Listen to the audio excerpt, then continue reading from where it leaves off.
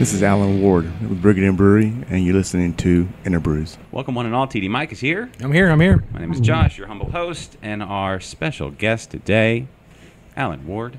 I'm glad to be here. Thank you. We're glad to be here, too. How in the heck you been?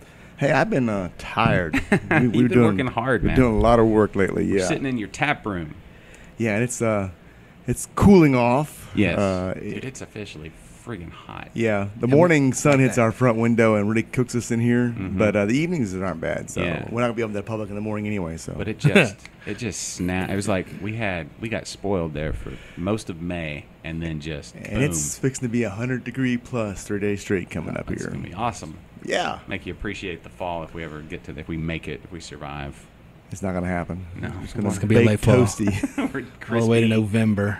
About a year ago, I got sucked into this new layout and construction, and I have not been anywhere. And it's kind of sad because I belong to Master Brewers Association of Americas, and I'm actually the president of District Texas chapter, which represents Oklahoma, Louisiana, New Mexico, and Texas, all breweries, all sizes. Yeah. And I've got a ton of breweries to go visit and have not done it. That's got some cool stuff going on. That's a common thing I hear amongst the brewers, the breweries that we go to. It's they're so busy, so focused, trying to get there, and it's not that they don't want to. It's just that they can't. It's tough, yeah. And that's a common thing I hear. It's the limitation of reality. You can only be in one place. And then you got to pick where you're going to go. Yeah. Right. Because my wife, when I go to 87 breweries in one day, she will drive to 2 or 3, but not 87. Yeah. I'm in the same. Yeah, no. Yeah, not everybody's as. I was going to say dedicated, but that's not the word. That's not dedicated. My wife's pretty dedicated. She was last week grinding grain, and Yeah, she works hard. I see all the Facebook posts. She's dedicated. She's not like she's behind the scenes in the back room. What's the word I'm looking for? Obsessed? She's not obsessed, no. Yeah. And she's not a big beer drinker. She doesn't drink a lot of beer, actually. We've only got one beer that she enjoys. It's served way too young, in my opinion. But served way too what? Young. Oh. We do a honey ale affair, and we serve it about a week early, and she loves it, and it's too sweet. When it ferments out, it's fantastic, but it's way too young affair. But she likes other beers. She loves Mort Levant, which is no longer made by Southern Star. But it's coming out in the fall. We get it. Yeah? It's coming. Do you know the story? No. So Le Mort Vivant, Southern Stars, it's a beer de garde, right? Yes, it is. Beer de garde. Great beer. Great for pairing with all kinds of dishes. It's a good drinking beer. Yeah. Good session beer, I think. Yeah, session beer, exactly. But they made it for a while, and for whatever reason, they decided to discontinue. Maybe it's an expensive beer, and it's a difficult beer to brew. Yeah. Having brewed it now, I can tell you it's difficult to brew. What like a beer de garde? So that's It's a style of beer from the French region. If you notice that there's a lot of popular French beers out there, I'm sure you can name 400 or 500 of them. There's not. That's a good thing. It's a style of beer that kind of died away. It's a French farmhouse style. It's not infected. It's just a French style of beer. The Mort Levant has got all French hops, all French grain, and all French yeast. Okay. So it's truly picks a region of France and follows through with it. Yeah. And beer de garde is just it's a style of beer that's time consuming to brew and make, and it's not for larger breweries. It's not a cost effective beer to make. Yeah. Even for us, it's not a real great cost maker for us. Didn't make a lot of profit, but Mama loves it, and we got it now, so we're going to do it. Yeah. But anyway, they stopped making it. And Dave Fougeron at Southern Star, great guy, good friend, she said, you stopped making Le Mort Levant. It's my favorite beer. He goes, I'm sorry, Linda. He goes, Alan, the recipe's yours. It's hard to make. It's not a good profit maker, but it's yours now. You can make it. Yeah, that's a cool. I don't know that I've ever heard of a legacy beer like that getting passed. That's a good question. And Dave came out and brewed it last year with us. He made sure we brewed everything right, and we had step-by-step instructions. And it is a difficult beer to brew. It came out great though. But yeah, that's kind of unusual. And I think craft beer, especially in Texas, has got a good brotherhood, and it's all about the beer. What makes it difficult? Is it like the mash? Well, you have to mash and then pull some off and boil some, and then pour back in the mash and pull some off and boil some. It's a decoction style, but you're not trying to really get temperature with the decoction. You're trying to boil it down and caramelize the wort coming off, and then add it back to the mash. So you do that twice. So you've added 2 extra. Easily, you got to bring that liquid to boil. So at least an hour and a half, 2 hours each time you pull something off. Yeah. And you got to brew that out, mash it, and then transfer it to the kettle and boil that. So you've gone from a 6-hour day to a 10 or 12-hour day. and using all French hops and French yeast. And I've had noticed this or not, but there's no French orchards or granaries in the area, so it's got to come from France, along with the yeast too. So some guy goes around French countryside grabbing yeast off of things and cultivating it. You got to make sure you get all the ingredients first, huh?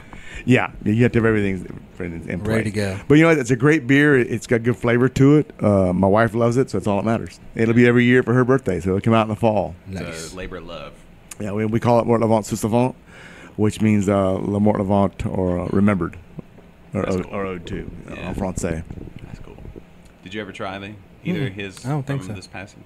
You gotta get out to the Ren Fest. No, I have. I've been the last 2 years. Saying, for people in general. Not you. Well, you had to come the right weekend too, because we only had it on for a couple weekends. It sold well.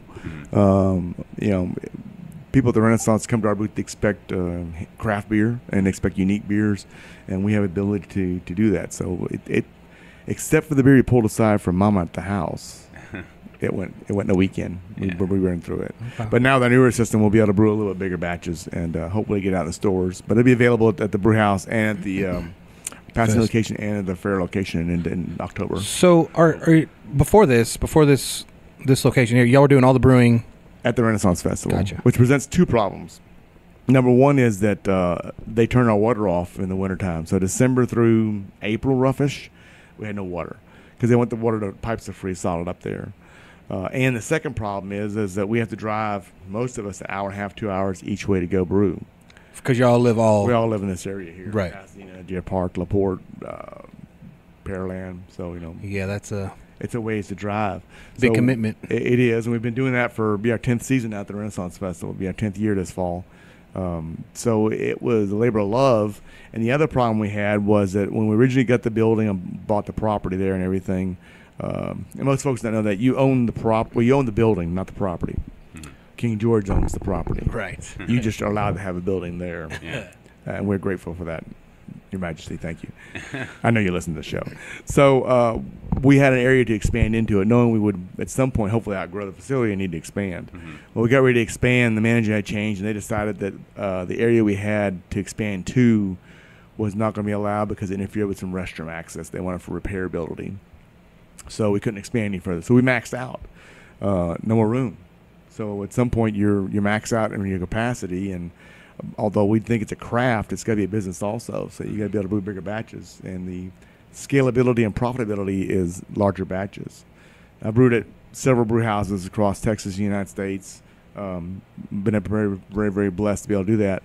And wherever I go, a brew session lasts about 6 hours. Mm-hmm. At home, when I brew home, on my little 5-gallon system, it lasts about 6 hours. When I brew on a 250-barrel system, it lasts about 6 hours. It's a magic number, 6 hours. So if you can brew 2 barrels or 6 barrels, the more barrels you can brew, the better your cost goes down. You're paying the guy the same thing to be there. Yeah. And the energy is about the same usually. Mm-hmm. So scalability means you make more profit and more beer. Yes. So our problem right now is you can't find our beer anywhere because every time I sell something, it's gone. Yeah. So people love it.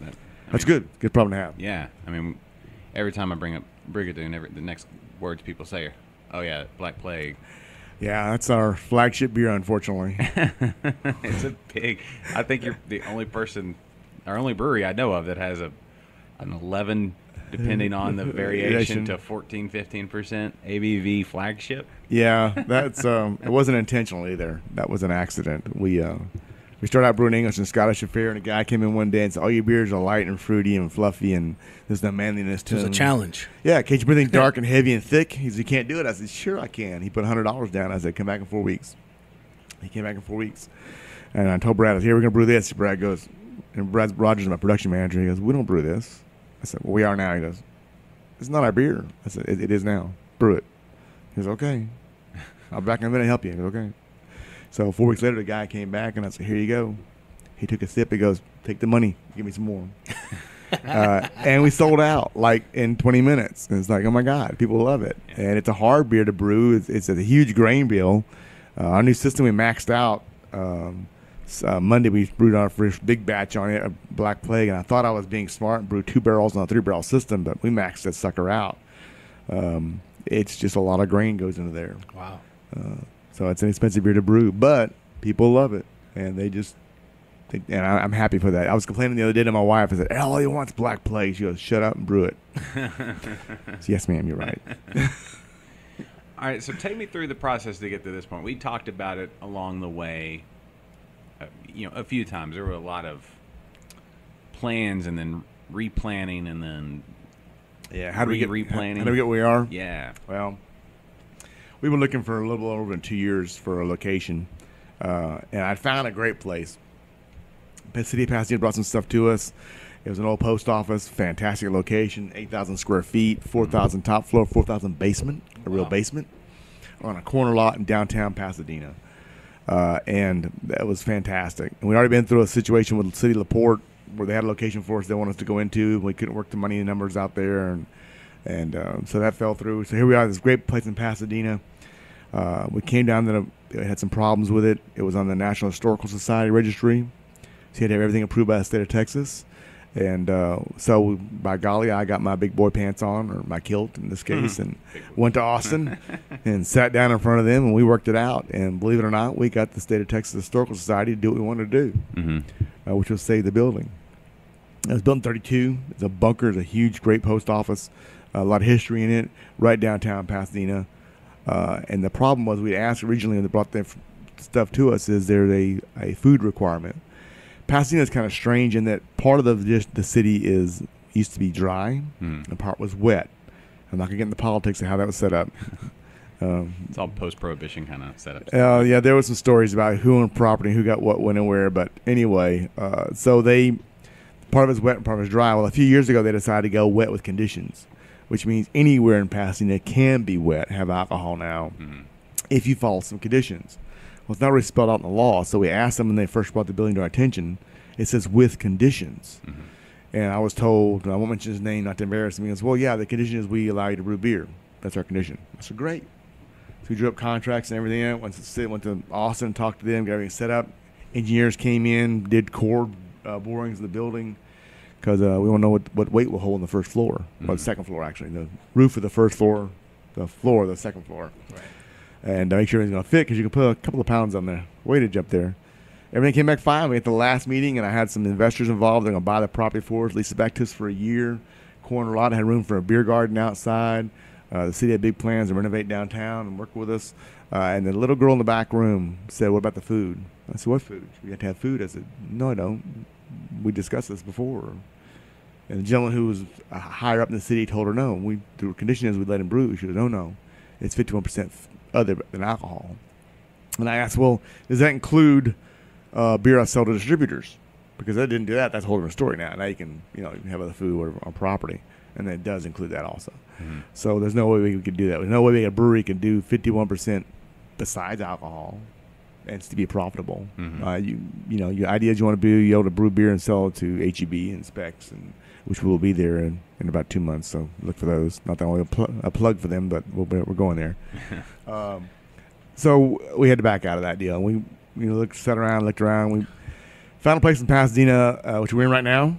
It's nothing pretty. It is nothing fancy. It's not what I wanted.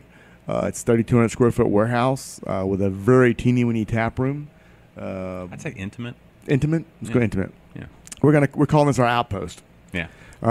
We started Brigadoon 10 years ago, and we chose Brigadoon for the name. A different story there, but the love's grown big enough now to support us, we think. So we're going to take a small military step outside the fair and outside the times of history into the modern world and establish an outpost. Yeah. And if the outpost takes, then we'll build a fort. If the fort takes, then we'll build a base, and we'll go forward from there. Nice. So that's how we got here. It's mainly designed to be a brewing facility. We'll have tap room opening up. We're hoping to have a soft opening mid-June, probably a hard opening in June. And the problem there is we're licensed. We've been licensed for a while. We've got some beer. We've been selling it to some distributor and kegs and places, but you got to get some beer to be able to sell volume-wise. So we're working on it right now. Yeah. And you're still working your...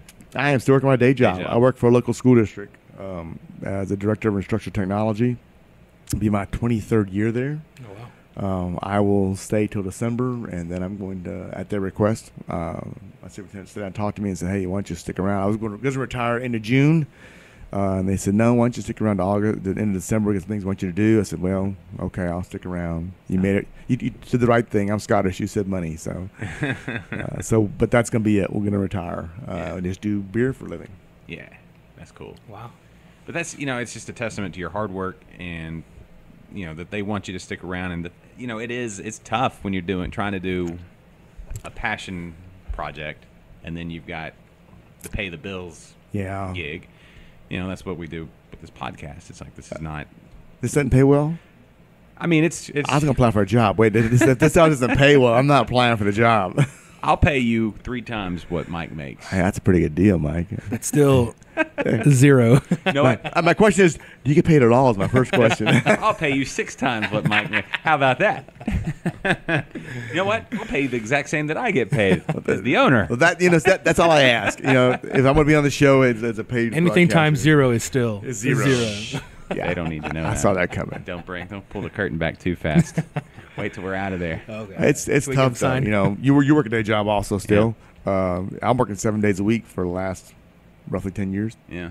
Wow. We occasionally take off to go to Disney World because my wife loves it there. Uh-huh. And then my daughter went to Europe. Was in Romania, now she's in England. So my money's gone all over the world, but I haven't.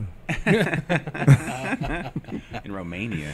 Yeah, she's a women's chorus choir, an A&M women's choral choir she made, and they went to Romania to sing.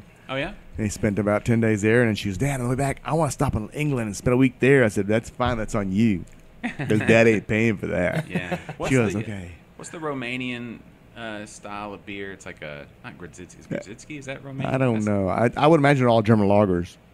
Okay. I would imagine. She had a beer there when she was there. She described it to me. And I said, that's a German lager. Yeah. And she said, I think you're right. Her she doesn't like beer, but her palate's pretty good. Okay. Yeah, I saw that. That's your friend. Yeah, you can take him with you. Keeps wanting to make out. Get right there on my lips. Shoot fly. No. Romania. That's like Transylvania, right? It is, exactly. The Brahms Castle's there. Yeah. Vlad the Impaler. Yeah. Great guy. Awesome fellow, as long as you're friends with him. You get the point real quick with him. Yeah. The point. I get it. The point. For those who are unaware, Vlad the Impaler had a habit of paling his enemies on pikes. Yeah, the Turks. Hundreds and thousands of them lining the roads. Yeah. Not one or two. Yeah. Just thousands of them. That's the thing. Like, somebody invades your country, you got to send a message, not just a tweet. Don't do it again. No. Yeah. That was his. I'm serious. He didn't have Twitter. So no Twitter. He had pike a lot. We just the English, right? That's the English. Yeah, the first one was the English. The one we chugged down. That's one of the first beers we made. The Brigadoon. It's historically accurate. It's brewed to 15th century style. Mm-hmm. The hops is very low there. It's like I think it's like 1920, and the alcohol content's about 4.6. It's actually a beer in Texas. Yeah, I don't know. Anywhere else in the world, it's an ale. Yeah, I don't know exactly where my people come from. It's kind of a mutt. You should do the DNA test. We did that. My wife was upset. I'm afraid to put my DNA in any database. I don't know. Are you really? No, well, I don't know. Who knows? I was in the military. Mine was already in the database. I wasn't worried about it. It was already there. I'm sure it'd be fine. I don't know. You may get surprised. My wife was. Was she? Yeah. Well, ours came back. She bought it for Christmas for us. And I mentioned the name of the company because I don't want to advertise for either one better than the other one. But I had some misgivings about how accurate it could be and whatever else. You never know. And she bought it for us. She got it on sale. It was like $40 a piece. So Christmas present. We sent it off. It came back, and mine came out very, very shockingly. I was shocked by this. And don't tell your listenership that how long did it take to come back? About 5 weeks. Okay. Apparently, I am very white. It was a shock to me. That was very white. Yeah.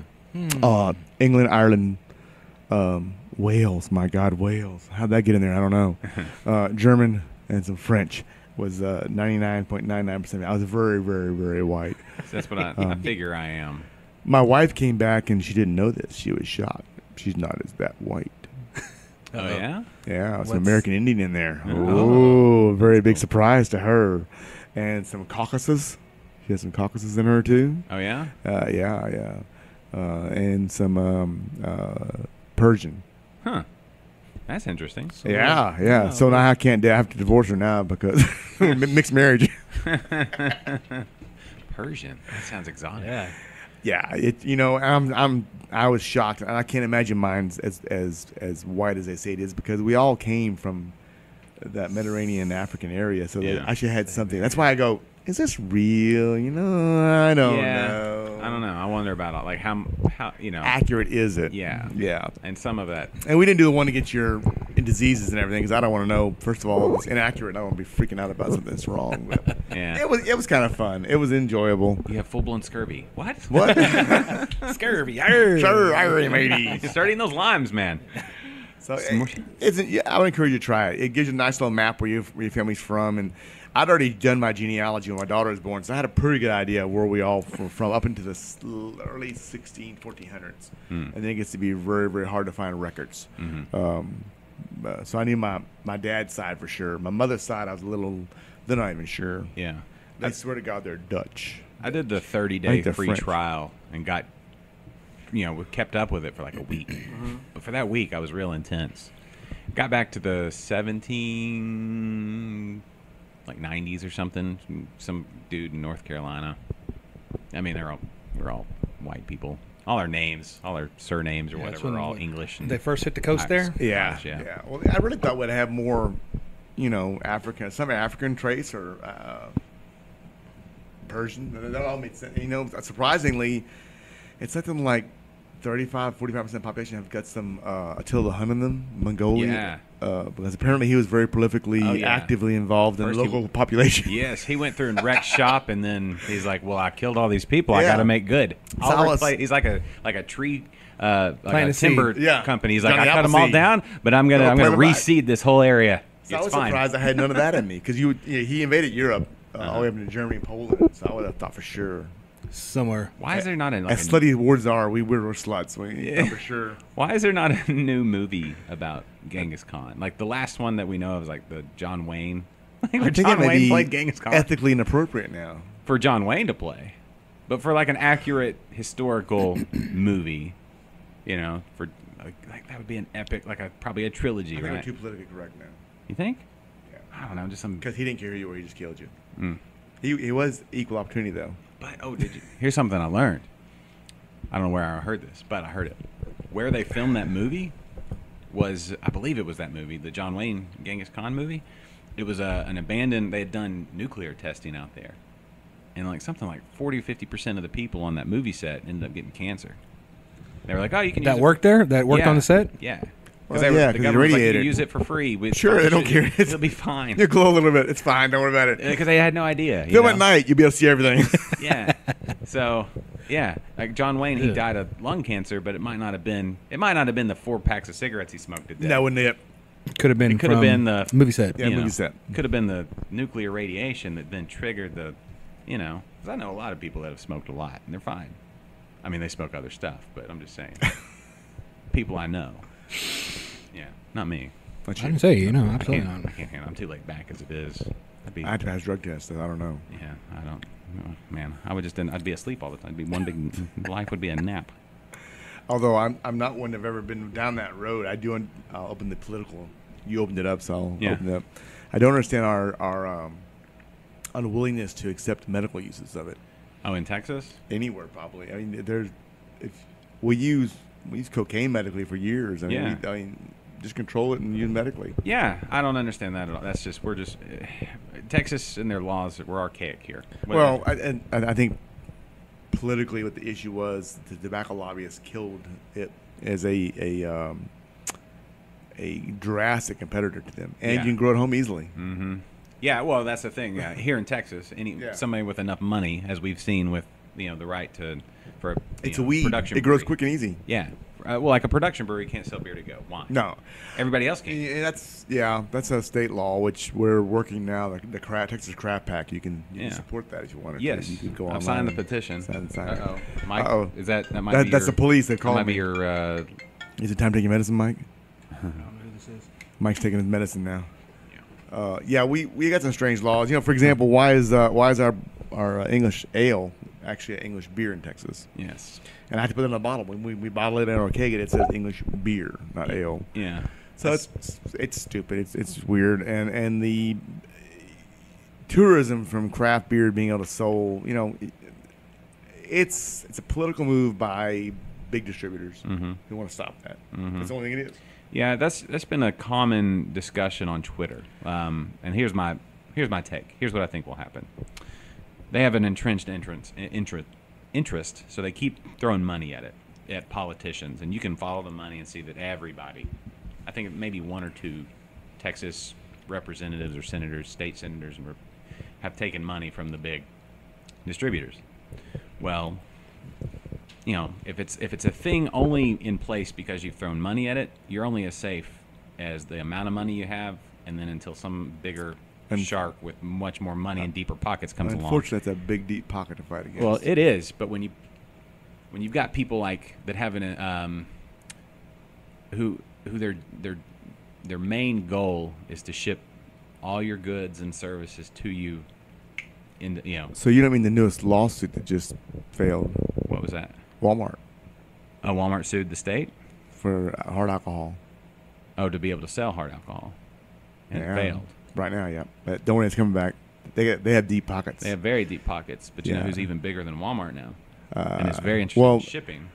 Amazon. Yes, that would change. That would require several laws to be changed, and the problem there would be it'd be amazing if you could ship beer. Mm-hmm. Wine can. You know, actually, I was very stupid. I should open a winery years ago.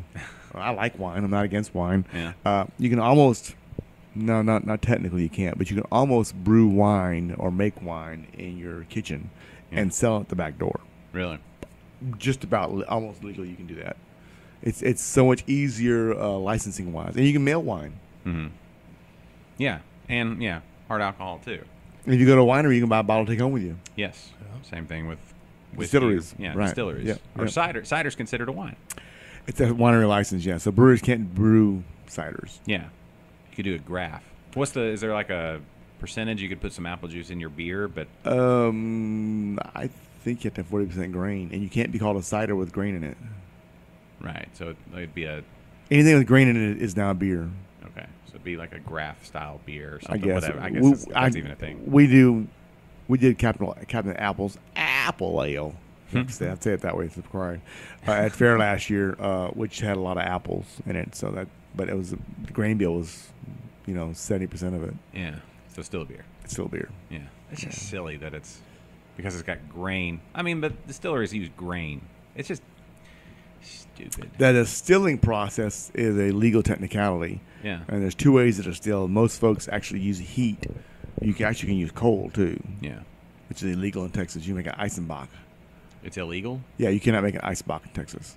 Anybody? There's no license that allows it? You'd have to have a distillery permit and a brewer's permit probably. Both. Because you have to produce the beer first and then freeze it and remove the ice. Right. That's distillation. So they limit you on beer style. Well, yeah, distillation is the process of removing water from a liquid to fortify the alcohol content. So does ABI, do they have a distiller's license? I'm sure they've got anything they need, but like Bud Ice? Or is that just a naming thing? That's just a name thing. That's not...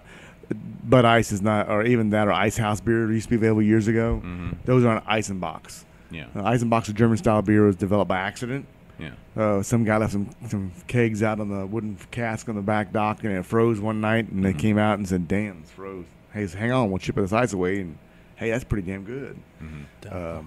So they just started doing that, freeze it, remove the water, skim it, until it gets more and more alcohol, fortified, less and less.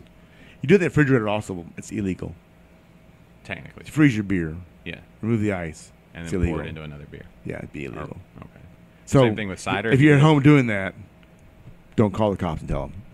So they don't want to talk to you anyway. If you did it with a cider to make, like, say, Applejack or whatever, that's still illegal? Yeah, you did. If you're distilling, distillation is the removal of water to fortify alcohol. Okay. I get it. I know that it's illegal. I didn't say I agreed. I'm just telling you. I know. Now, let me clarify this right now because I am not a lawyer. Right. I did say Holiday Inn Express a couple times, but I am not a lawyer, and then I present to be a lawyer. Mm-hmm. But distillation, by definition, is removing water to fortify the alcohol. Yeah. I wonder what the reason was behind it originally. I guess it was all like, I wonder if it's entrenched interest. I think the reason for distillation was you could do it very poorly. Number one, four things happen when you distill usually. Okay. One, you go blind, you make wood alcohol. Okay, not good. No, not good. 2, you blow yourself up because still leaks. And not good. 3, you go to jail because it's illegal. Yeah, that's not good either. And 4, you make a fantastic distilled spirit. Mm-hmm. So I think the biggest problem initially probably was either public health or taxation. Oh, it's not yet. Because keep in mind that General George Washington had a distillery and still has a distillery on his grounds. If you ever get a chance to go up there, it's fantastic. I got a chance to brew there about 15 years ago. I got to go to still with them. Yeah. They grind the grain with water in a mill, and they distill in the old pots, copper pots right there. It's awesome. So, and distillation allowed you to save beer longer because the beer will go bad sooner or later. But if you distill it, you reduce the space for storage. Yeah. So what would they do? Take the beer that wasn't consumed within the allotted time that was good and then distill it down? Probably not. Probably they actually they probably planned ahead. Yeah. So here I am. I got a big plantation doing probably things that are not right, I'm sure. But from a political viewpoint, from an alcohol viewpoint, you've got beer to drink now. And they drink beer for breakfast, lunch, and dinner. Yeah. And then you've got an extra sets of grain. Well, that grain's going to go bad in the silo sooner or later. And it's as beer is going to go bad. Yeah. So, but if you distill that, you fortify it, and you shrink the alcohol content to a smaller container, I can store more of it, and it lasts almost indefinitely. Yeah. So it begins to be a money commodity. Yeah. Well, and you think about lifespans back then. I mean, you were lucky to make 35, right? So it lasts forever. Yeah. Yeah. Well, 35. 35 was, actually people live longer than people think they did. You would not uncommon to see a 60-year-old. Yeah? Yeah. Or just more people died when they were really young, so it's skewed the numbers, right? Yeah. Okay. Yeah. Because I know from my lineage, on my side of the thing, either we're very long-lived, but we live to be about 60 to 80. And if you make it past 80, you're in trouble on my dad's side. My mother's side, tragically, my grandfather passed away about 4 years ago, and they called me up and said, Alan, are you sitting down here by yourself? I said, no, why? I said, well, Papa, he was recently hospitalized. I said, yeah, I know. They diagnosed him with cancer. Well, he passed away.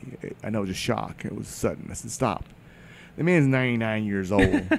I'm thinking at 99 years old, if I wake up in the morning, it's a shot. Yes. Give me a shot of beer, a shot of whiskey or something. Let's celebrate because I woke up. Call me every morning that he wakes up. It's like, it was at the world, but my God, 99. Yeah. That's... Yeah, but I think that people lived, they died a lot in childbirth and a lot of other things. Women's lives weren't as long as men's were. More down in childbirth. Yeah, average them out across the boundary. Okay, Mike, there you go. History lesson. That's what you get when you come to Brigadoon. History. Like the name of Brigadoon. You know what that? We know where that comes from? No. Oh. Well, I don't want to spoil it. Alan, do you want to tell this? Sure, Take a sip and it's a great story. I'll start it. Long time ago. In a far away land. No. And Alan, go. It's a musical, actually. Roger Hammerstein. Hello. And I'm going to sing for you now. So Winkletoes. And when I sing, I get paid. To stop usually, but I get paid. It still counts as being professional. As long as you're getting paid. No, 2 Americans go to Scotland hunting, and they find a little quaint village, and they go inside, and they're a little out of touch with reality, a little history. They're dressed a little old-fashionedly. Now the musical takes place in the 40s or 50s, so keep in mind it wasn't that unusual to see people dressed funny, not dressed space outfits or anything. Right. And what they find out is that the priest had made a deal with God to hide the village from the witches in the area. They were stealing souls, and soul-stealing witches. And what he did was that every night they go to bed, the village goes to sleep, but 100 years passes when they wake up in the morning. So to them, 100 years, one night passes. To you, 100 years passes. And that way they saved them from the witches, which is great. One of them, it's fantastic. Your souls are saved. You pass 100 years along. You don't know the difference, so what does it matter? But one of the guys meets a girl, and he falls in love with her. Now, the problem is, once you're there, you can't leave. So if you meet a girl one day and fall in love with her, can you commit to that for the rest of your life? Most of us of sound mind cannot do that, by the way. Mm-hmm. I've had a lot of lust that may have lasted 48 hours, maybe, but 24 maybe. But after that, usually I wake up and sober up, and it's time to go on. Next. Nothing. I'm not promoting adultery or polygamy or anything else. It's just as a young man, I was hard to haul down. So what the problem was is he can't commit, so he leaves and he goes top of this hill, and the village vanishes in the mist and goes away. And he comes back to America with his friend, and he is just heartbroken. That's all I can think about it. Months go by, and 4 or 5 months pass, and he tells his friend, "You know what? I can't take it. I've got to go back. I love her too much." He goes, "Lad," he goes, "it'll be gone. The village is gone. We saw it disappear. It'll be 100 years before it comes back." He goes, "I know, but I'll be close to where she is." So he goes back. He's standing on the hill. The sun's going down. He's looking down the valley where the village was, missing her and just forlorn love. And all of a sudden, the village begins to reappear in the mist. And he runs down, and the old man in charge of the village is standing there in his nightshirt and a lantern on the bridge that goes into Dune. Brigadoon means bridge to Dune, by the way. Bridge to what? Bridge to Dune. Briga is bridge in Celtic. Bridge, okay. Yeah, bridge to Dune. So he goes over the bridge, and he goes, I thought you only came back every 100 years. He goes, "Aye, lad, but we always come back for true love." So being at the Renaissance Festival, it disappears every year and comes back out every year. So we figured that as long as the love for our beer was strong enough, we would come back every year. And the love grew strong enough that we would branch outside the fair. And finally, the love has grown a little strong enough now that we have our Outpost in Pasadena. Aw. Cue the There music. you go. Roll credits. You know, if I do that right, I can make women cry at the fair. Yeah, that's I good can. stuff. Wow. They have 4 or 5 Alright. beers in them, but yeah. And you got Green Ogre, which I just polished off mine. Yeah, you did. You know, that's my favorite beer we make. Yeah? It is. It's was made by accident. But it's a malty. The guys want to reformulate it, and I say no, we're not going to reformulate it. It's my best beer. It's my favorite beer. It's not a big seller. It's not a big seller. We don't sell a lot of it because I drink most of it. Is it hops-wise? It's an Imperial IPA. It's almost at 100%, 100 IBUs. It's about 92.5 IBUs, and the alcohol content is 9.6. American or English hops? All the hops are American. Okay. No, well, that's not true. That's not true at all. I lied to you. Most of them are English. Okay. I like it. They're English style hops we buy from American grower, but yeah. Okay. Yeah. Grown in America? Yes. But from English lineage? Yes. Okay. Yes, yeah. That's cool. That's what I love about, like, when you look back on the history of the craft beer, like, lineage or whatever, you have these German styles and you have these English styles and Belgian styles, and then we brought them over to America. And now, like, these whole new things, but yet they still have the roots. But you have to be on the same parallel line, though, basically. Yeah. Hops are grown in the Northern Hemisphere on the 38th parallel, I believe. In the Southern Hemisphere, I can't remember. There's only Pacific Northwest, There's a strip across the world that way, and then the same thing happens in the Southern Hemisphere, Argentina and areas. Yeah, New Zealand. Right. It's the same area. That's what I knew somebody that just went to New Zealand. I was like, try their beers. They got really good hops down there, and they just kind of laughed. I was like, not really. They do. They have good beers. Mm-hmm. But yeah, Green Ogre is one of my favorites. It's malty. It's thick. Yeah. It's not a lawnmower beer. No. I want a lawnmower beer. I'll get St. Arnold's lawnmower and drink it. But when you're at the Renfest, or now that this is going to be all year round, man, that's good stuff. We're working on some beers that be year-round beers because right now our portfolio is highly high alcohol content. Highly high. Yeah. Well, our English is a beer, sociable beer. Yeah. I can't say that. Looking at that, my wife just had a new Glarus beer. Scott Burwell from DeFalco's. We'll plug to him out there. It's by here, along with Bev Blackwood, who's the editor now of all the Brew News. Oh, yeah? Yeah, you get a promotion. Oh, wow, look at him. Oh, they're out here Friday night. They came out here and brought some new Glarus cherry ale. Wisconsin, awesome. Right? Yeah, awesome. Now my wife said we're going to brew one of those, so we're looking for the Brigadoon Brewery cherry beer. I saw a bottle around here. Yeah, it's out there. Yeah, we'll say the bottle. Okay. So we're going to be brewing a cherry ale, I'm told, by my wife. There you go. Which means she's probably right. Yeah.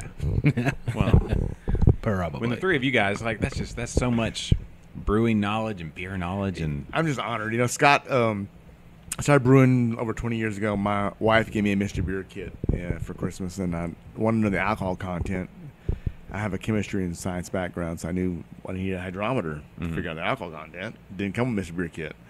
So we looked for a scientific research place or a scientific store. Wasn't one open, but I found a home brew shop. Didn't know they existed. yeah.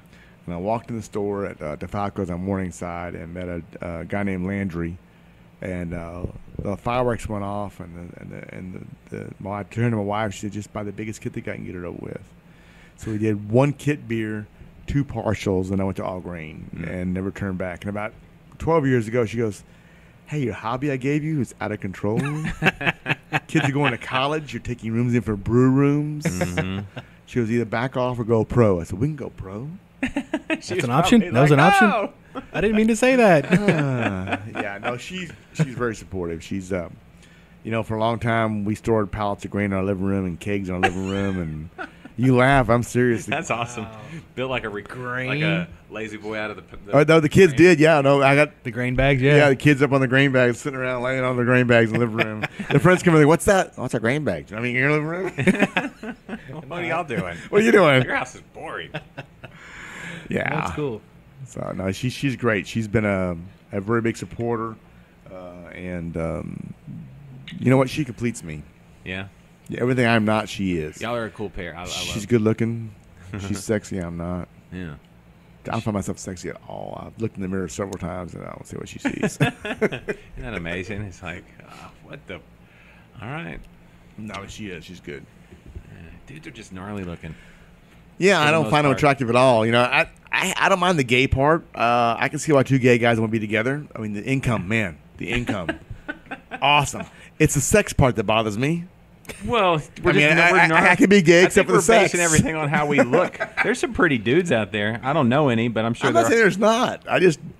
I'm okay with living with a guy. I just don't want to do the sex have a killer part. like back in the day. I would have said DVD collection. Now I guess that's kind of dated. But I'm just saying you'd have I don't know. Like I think about who I would live with. It's like if I lived with Mike, I think about that. It's like, all right.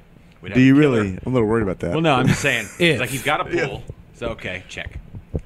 The home brew going on at this house would be check off the charts just every day. Yep. And then we'd probably have some sort of podcast studio or something set up, a rig. Yeah. Why wouldn't you? Yeah, that's right. Why wouldn't I? Because there would be no kids. Yeah. And there would be no women to give us like an actual you shouldn't do that. Like, you know what? Maybe you're right. No, there'd be none of that. I get living with guys. I was in the military and we deployed. I deployed 9 months one time into a jungle area with 9 guys. We shared toothbrushes. Not well. I mean, hey, if a guy needs a toothbrush in the middle of nowhere, this guy's gonna check you for leeches when you get through water. That's true. But no sex occurred in the jungle. We could have there was no sex in the jungle. But in a weird way, more intimate. Probably. But it is. Those guys, I'd share anything when they need it, whatever they wanted, because they got your back. They're taking care of you. Mm-hmm. It's probably better than being a wife because there's no sex or love involved. It's more mutual respect and you don't have to hold the palm leaf for them as they walk by. You're a family, and family's family. You and sometimes better families the one you don't choose. As we celebrate Memorial Day yesterday. Yeah. Memorial Day yesterday. A couple of veterans here. I didn't know that. Congratulations. Yeah, you too. Congratulations. Good job. Thank you. What were you in? Army. Hua. Army. Hua. That's right. I spent 3 years in the Marine Corps and 6 years in the Army and retired out. Okay. Yeah. Nice. I had a roommate that was in the Navy. There you go. Congratulations. Yeah. Right. My son was in the Navy. Okay, there you go. My dad and mom both in the Air Force. Yeah. Both of them were. I've got my wife's cousins, Air Force and Army.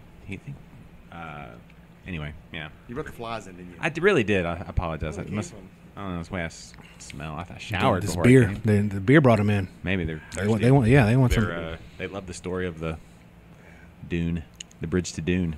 So yes, it's Memorial Day, and now big shout out to all those who have passed before us, give us the right to sit here and speak freely. Yes, that's right. Yes, the men that have and women who have laid it on the line and given us the right to sit here and talk about anything, leeches under our or living with Mike and living with Mike and what it would Mike's be looking like. pretty good now. Actually, Mike wasn't too good. He came in, but now he's got a house.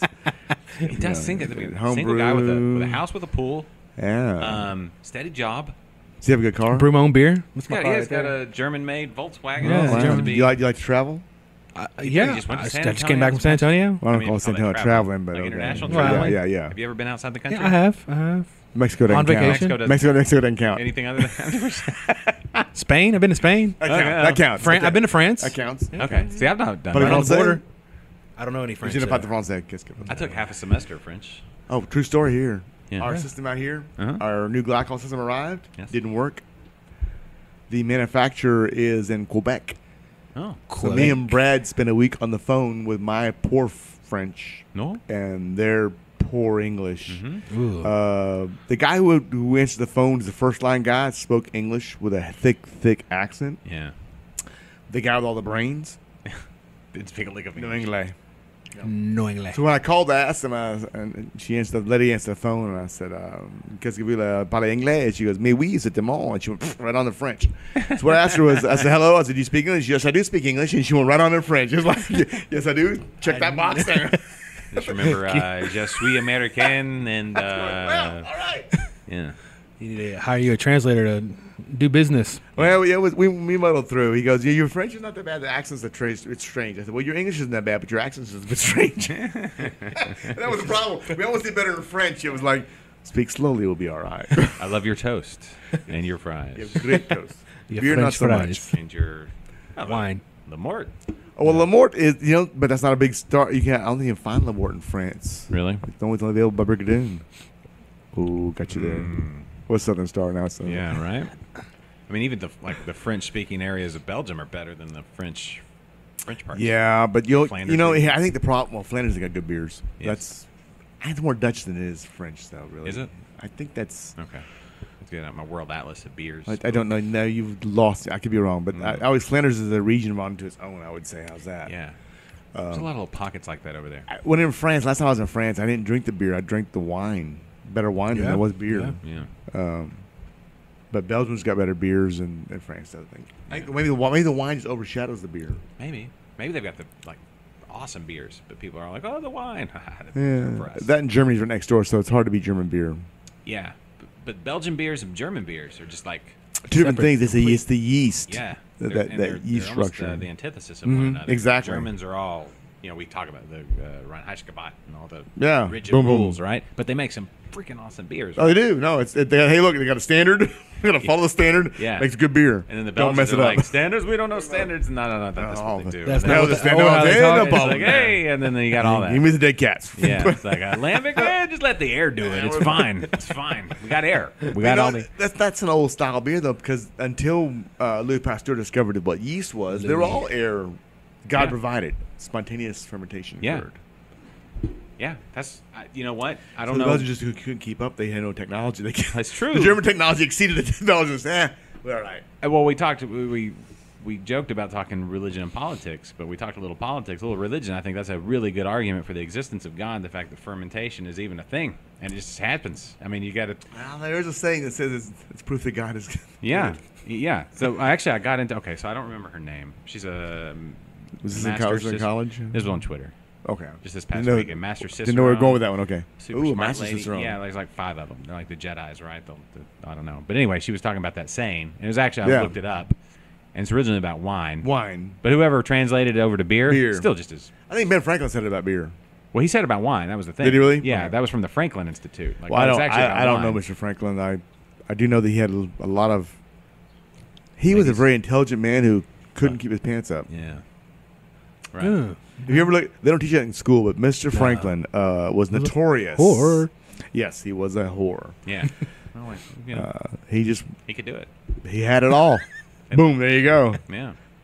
Kind of wonder. Make a library. It's like, hey, I'm on the $100 fire department. Boom, here you go. Electricity, go. Hey, Yeah. I'm on the $100 bill. What's a $100 bill? You'll see. You'll see. It's coming up. Yeah. Trust Soon. me. Stay in there. All about, you know that saying all about the Benjis? No. Well, you'll see. He was a very forward-thinking man with an interesting hair style. Hairdo. Yeah. Was it a piece though, or was it his hair? I think that was all natural. I mean, I look do at too. the Well- I do too. I do too. I mean, I don't I think I think the $100 bill is his own hair, but he did. I guarantee you, he wore a wig a lot. It would have only been expected because he did a lot of French as the ambassador to France. Yeah, He right. would have had to have worn a wig and makeup and heels. To And fit now in. he'd be a drag queen, wouldn't he? Think so. there's that one dude on the American. I don't watch American Idol, but my girls and my wife do, and they were watching American. There's a guy on there that's he does this character's drag, Mm-hmm.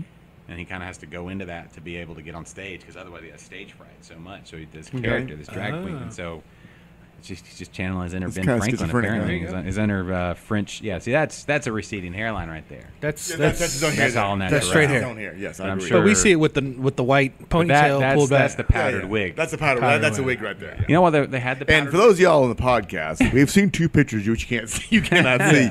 One was a natural man with hairstyle, and the other was obviously a man in a powder wig sitting before a table. Yes, but it actually looks younger and thinner. Maybe he got on like Very studious. It could have been different parts of life. It's true. Maybe he got on like a low carb diet there.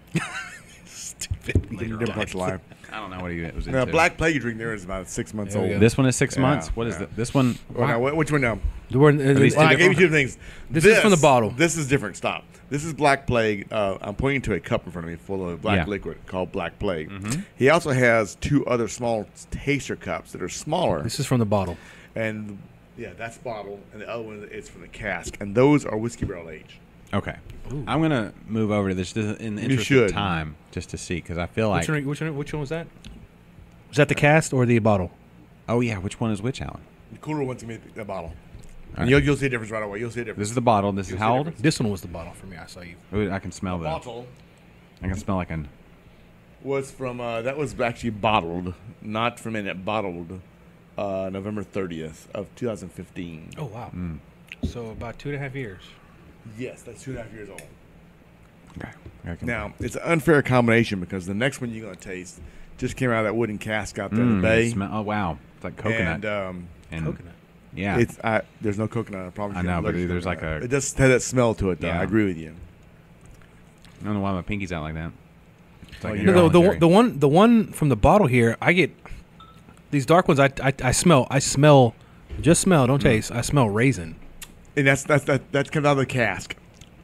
But that's from the bottle. This Yeah, is, this well, is from the bottle one. both of them came out. That bottle was in a cask first. Gotcha. And then gotcha, bottle. Gotcha. So gotcha. this the bottle one here, a Brigadoon Brewery Whiskey Barrel Ale, was first brewed, and then was have sat in the fermenter for approximately 2 weeks, and then would have sat in the barrel 6 months, and then it would have gone to the bottle. So this went in the bottle in 15. By the way, there's, to my knowledge, only 4 bottles out left in the world. Wow. So you have had one of the 4 bottles left. Thank you. You should Thank feel you. very, very privileged. Thank you. The wooden cask out there in the bay, which I think is better flavors, newer, a little higher alcohol content too, by the way. Yeah. That's this one. It is will be available at the end of this month. We're going to do. We're going to bottle that probably in 2 weeks, and then we're going to do a fundraiser. We are Scottish and poor, and need money. It's a blatant attempt to raise money for our brewery, but we're going to put that into bombers, and we're going to sell a bomber and a glass of beer off our tap and a view of the brewery. Probably about looking at $30. A steal. I mean, we're not trying to rob anybody No. blind, you know. Yeah, no, Steal. that's When you steal. think about the Additional bottles will run $20 a piece, and we'll try to raise as much money as we can. We just need some money to come in and make some bills paid off. Yeah. So- You definitely want to share this. Oh yeah, this With is a- not with a a dear this is friend. not a chugging beer. Not at all. To me, and I almost really want to put it in smaller bottles, but it gets expensive. A bomber of this is really shared between 4 guys, 4 of those combat buddies, Yeah. or in your case, Check yourself for Mike, leech- you're living with, Yeah. and 2 of his friends. Check yourself for leeches and then Yeah, open this bottle exactly. because you don't have any. Already got This them is all. that's not a beer that you want to drink a lot of and then run around with. But that is a to me that's one of the best beers we do.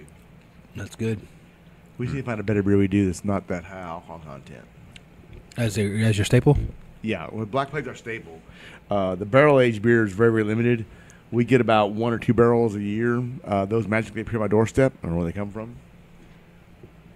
Well, I mean, I will say this: we were dissing on distributors earlier. Not all distributors are equal. We have a distributor that distributes for us the last since 2013. We changed the law, and he's distributed for us, and he brings us a barrel every now and then. 20-gallon barrel. That's when Ranger Creek whiskey was in it before. Oh, nice. We've done Four Roses and Yellow Rose and something else before, but I think the Ranger Creek whiskey barrel does a really good job with it. Yeah, they have. Did y'all go to Ranger Creek? Nah, that's one that we couldn't get out to. Get out there. I prefer their whiskey. Their whiskey's good. Now the beer's okay, good too, but I really like their whiskey. Yeah. And it does a really good job with the Black Plague. So this was the bottle is 15? 15, yes, sir. Bottle. Yeah, that's you said you prefer the, I prefer the cask.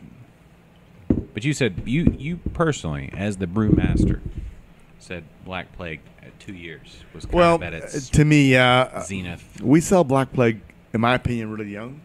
I'll take pictures. What's a picture?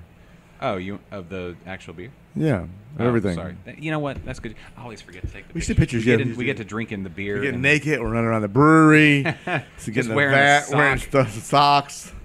Say smile. That's pretty. You taking a picture. I don't know. I'll send it to you. A picture of the picture? I sent a picture of you taking a picture. That's of you. high art. I know. Yeah. A deep thought there. Yeah. No, it is. This is this 2-year whiskey barrel aged Ranger in the Ranger Creek. That is good. Product placement. Cheers. Cheers. That's good stuff. Yeah. Thank you for listening to the picture taking. That's on another level, Alan. That's See, I see why you want to marry Mike. Live with him. He does great picture taking. he does, and he's got a selfie stick, and you just Is it a strong, healthy selfie stick? it's a long one. Well, a long's not good unless you know how to use it.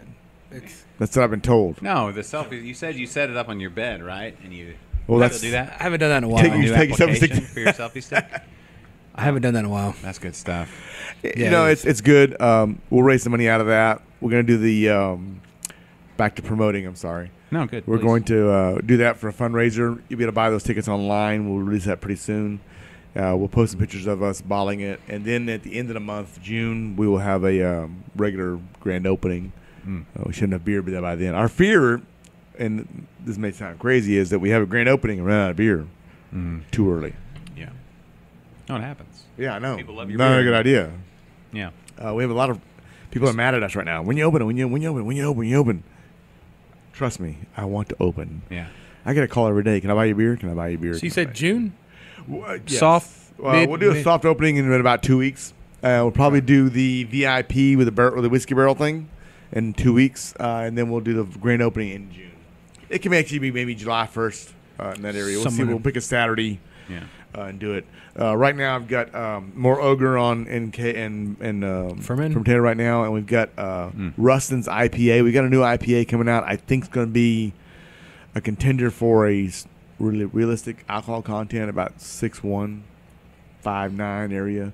A little more mellowed out than the Green Ogre. The Green Ogre's staying on tap though. Okay. And then we'll go from there to a few other things. I feel like I messed you up, Mike. With this Yeah, thing. Mike Lake's gonna sing there. He's gonna. I should have gotten you the floor stand. Here you go. I'm gonna take a picture of Mike with Yeah, the. do that. Mike's, Normally we do the floor stands. Yeah. Yeah, it's. I'm sorry. I went, I'm moving. I tried to go I'm mobile. At the outpost, here we have to be compact. Yes. Well, we That's don't what we have are. to be. I just. We've I got thought a- It would be a. We've got a military flak jacket to go around bombers coming out. Oh really? Oh yeah. That's cool. Oh yeah. I should have brought it. It's awesome looking. What's it made of? What's it made of? It looks just like a military vest, like you go into the book. Oh yeah. That's cool. Maybe like a platoon watch party or something. Yeah, yeah. What's your favorite military movie of all time or war movie? Oh, Do you have one? I can't watch Saving Private Ryan. I'm combat vet, and the beach scene's rough for me. I'm sorry. Yeah. I never landed on a beach, but it's pretty realistic. Yeah. Uh, Doing it with the surround sound. When Yeah, I it's- lived with roommates, it's tough. My roommate just bought like the Apocalypse 6.1. Now, I think, is probably one of the best. It's the best lines in it. I love John Wayne's Green Beret. In Apocalypse Now, isn't that one of them silent ones? No. That's when he says this beach is safe to surf. When I say it's safe to surf because Charlie doesn't surf. Okay. What is that silent one? There's really, it's just A silent one. It's not silent, but it's called a bomb went off. I can't hear anything. No, it's not. I mean, it's not necessarily a silent movie, but there's no. They don't talk because it's like a tribal guy. I can't. I want to say it was called Apocalypse Now, I'm but talking about No. the what is it, like the wind talker or Code talkers? No. what no, was that one that's called? Well, The Apache code that they used or whatever it was. that's Wind Talkers. Wind Talkers. Which is no, that was in there. hats off to those guys. Great job. We used to do a similar thing when I was in the Rangers. We used 2 guys who spoke Klingon. Really? Yeah, we did an exercise one time and ended up doing great at the little war game thing, and we got called in and the colonel asked what the Finkelstein code was that, And we said, what do you mean? Because we all on radio. That's not authorized code. What is that? Well, we were afraid the enemy listened to your lines. Well, they were. What was that? Well, it's Klingon. He goes, bullshit. What the heck is Klingon? Well, it's a language talked by Klingons. Yeah. Bullshit. So they actually had us put one guy in one place, another guy in another place on a radio. And have a conversation? A phone deal. Yeah. And have a conversation to prove that Klingon is actually a real language. And it's a recognized language, actually. You look it up now, yeah. So, yeah, we used Klingon for a while. I was in the Rangers. Hell to yeah. communicate. To be a super geek. Well, I guess there's a chance out there there's another super geek out in the middle of the jungle where we're at. Maybe. Who can go, wait, that's Klingon. He just said, move to your left, and the guy naked. There's not a lot of Vietnamese like Star Trek fans, I would imagine. They don't really they have Netflix there. I don't know. So what'd you do in the Army, Mike? Infantry. Who? Infantry, yeah. 13 Bravo? 11. 11 Bravo. Okay. Sorry, 11B, and then we went to 11 Mike. We went all mechanized. They changed that. Yeah, we went all mechanized, yeah. Okay. Yeah. Yeah. Way to go. Hey. I had a bad travel agent. We had one-way tickets at airplanes. They threw us out. No. I wanted to do that, but the recruiter, no. So just ask for that when you get there. That wasn't a thing. No. We were, but I wanted to, but it didn't happen. We were jumping into a combat zone one time, and one of our buddies could talk just like Donald Duck. He could do cadence in Donald Duck. He could yell like Donald Duck in cadence. It was hilarious. But in Donald Duck's voice, it said, stand up, hook up, check your gear, stand up, hook up. And in Donald Duck's voice, he goes, this sucks. We got to get a better travel agent round trip ticket. And I got quiet because the colonel was with us. So I go, what's the colonel going to say? And the colonel goes, you bloody well right. You don't know his name, do you? Who? The Donald Duck guy? Deppy. He's no longer with us. Okay. I was going to say, my wife's uncle was in the Army as well. He does a killer Dillard, Donald Duck. But he was... I know other guys can do Donald Duck. This guy can actually yell cadence in Donald Duck. While running. That's why yeah, it was hilarious. I mean, just hilarious as can be. But no, he passed away in 10, 12 years ago. Okay. I'm the actual last one of my unit left. Wow. Well, I retired out early. I broke my knee, neck, and shoulder. So you're like the John Rambo. It's hard to find guys who are in combat to live very long. Yeah. Well. Yeah. And I, like I said, I retired out in '89. So most of those guys went on and. So you were what? You went to what? Your as far as bases, I'm lost. Your combat. We're DEA in Guatemala, Honduras, Nicaragua, Brazil, anywhere else they needed to go. Gotcha. As an Army Ranger? Yeah. Nice. And then last combat experience I had was in Panama. Gotcha. We took the runway, and then I came back and broke my. That was, man, you're asking me years Panama's. now. 89, late 80s? 90, Yeah. 89, Is that 90, the Manuel Noriega? Yeah. I got a funny story with that in a second here. Then I came back and about 4 months later did a training exercise and hurt your back. Broke my knee, neck, and shoulder. In one jump. But yeah, we were too low. I say that would never happen. But I had a hard LZ and broke fractured my neck.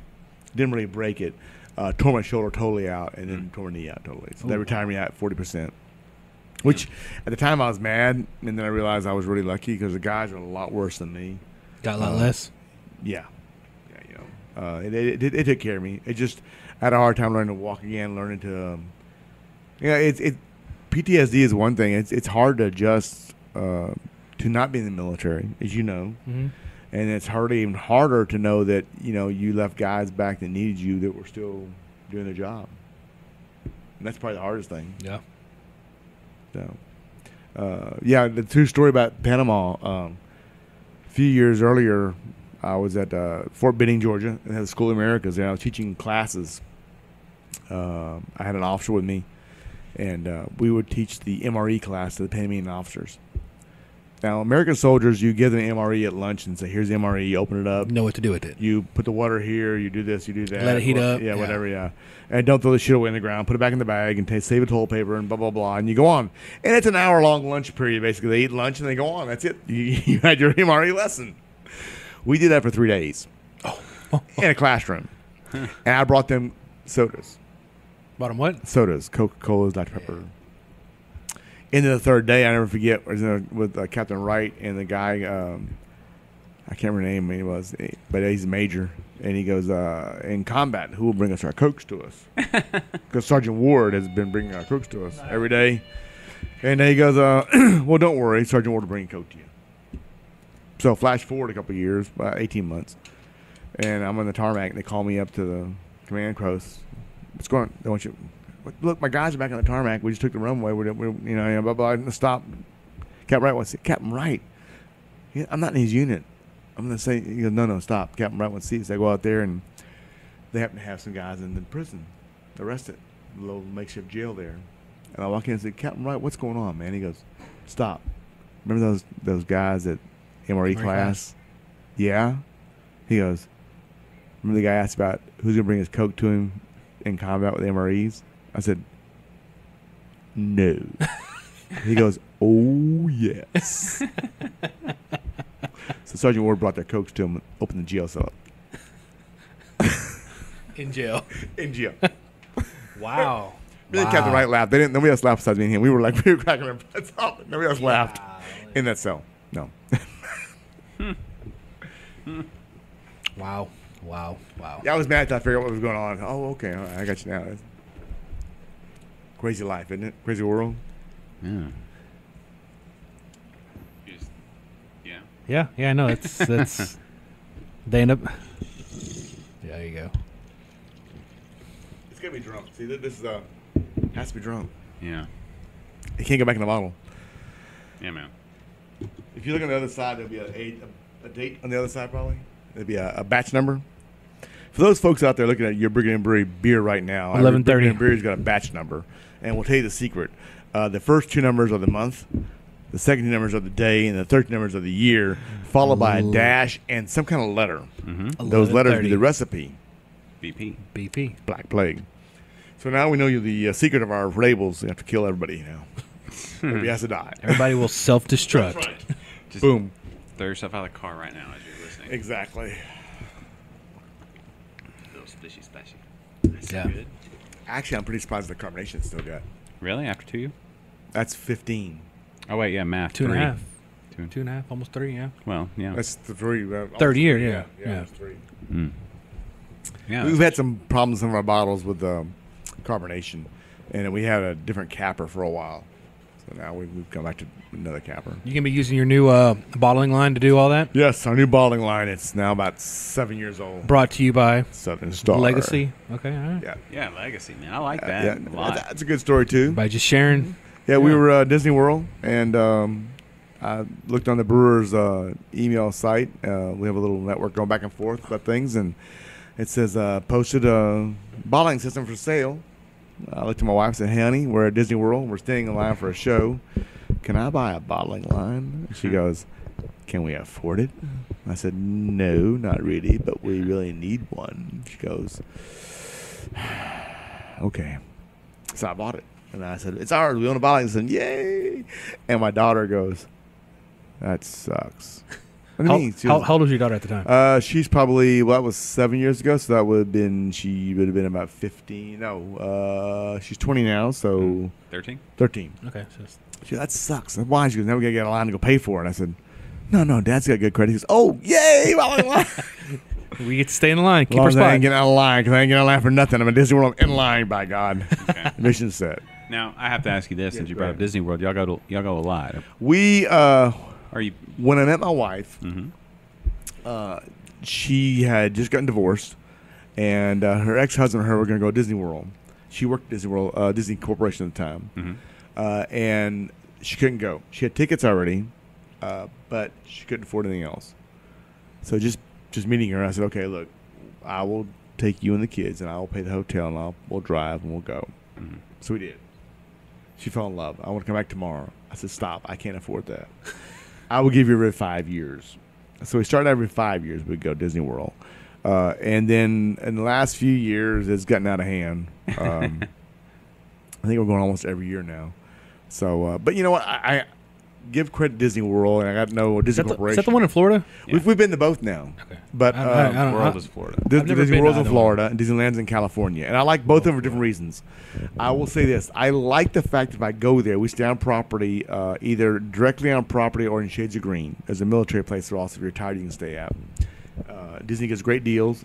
So being a Wounded Warrior and being a retired military, we get great deals on Disney World trips and tickets and stuff. So that's how I can afford to go. But if you have a problem there, they fix the problem instantaneously.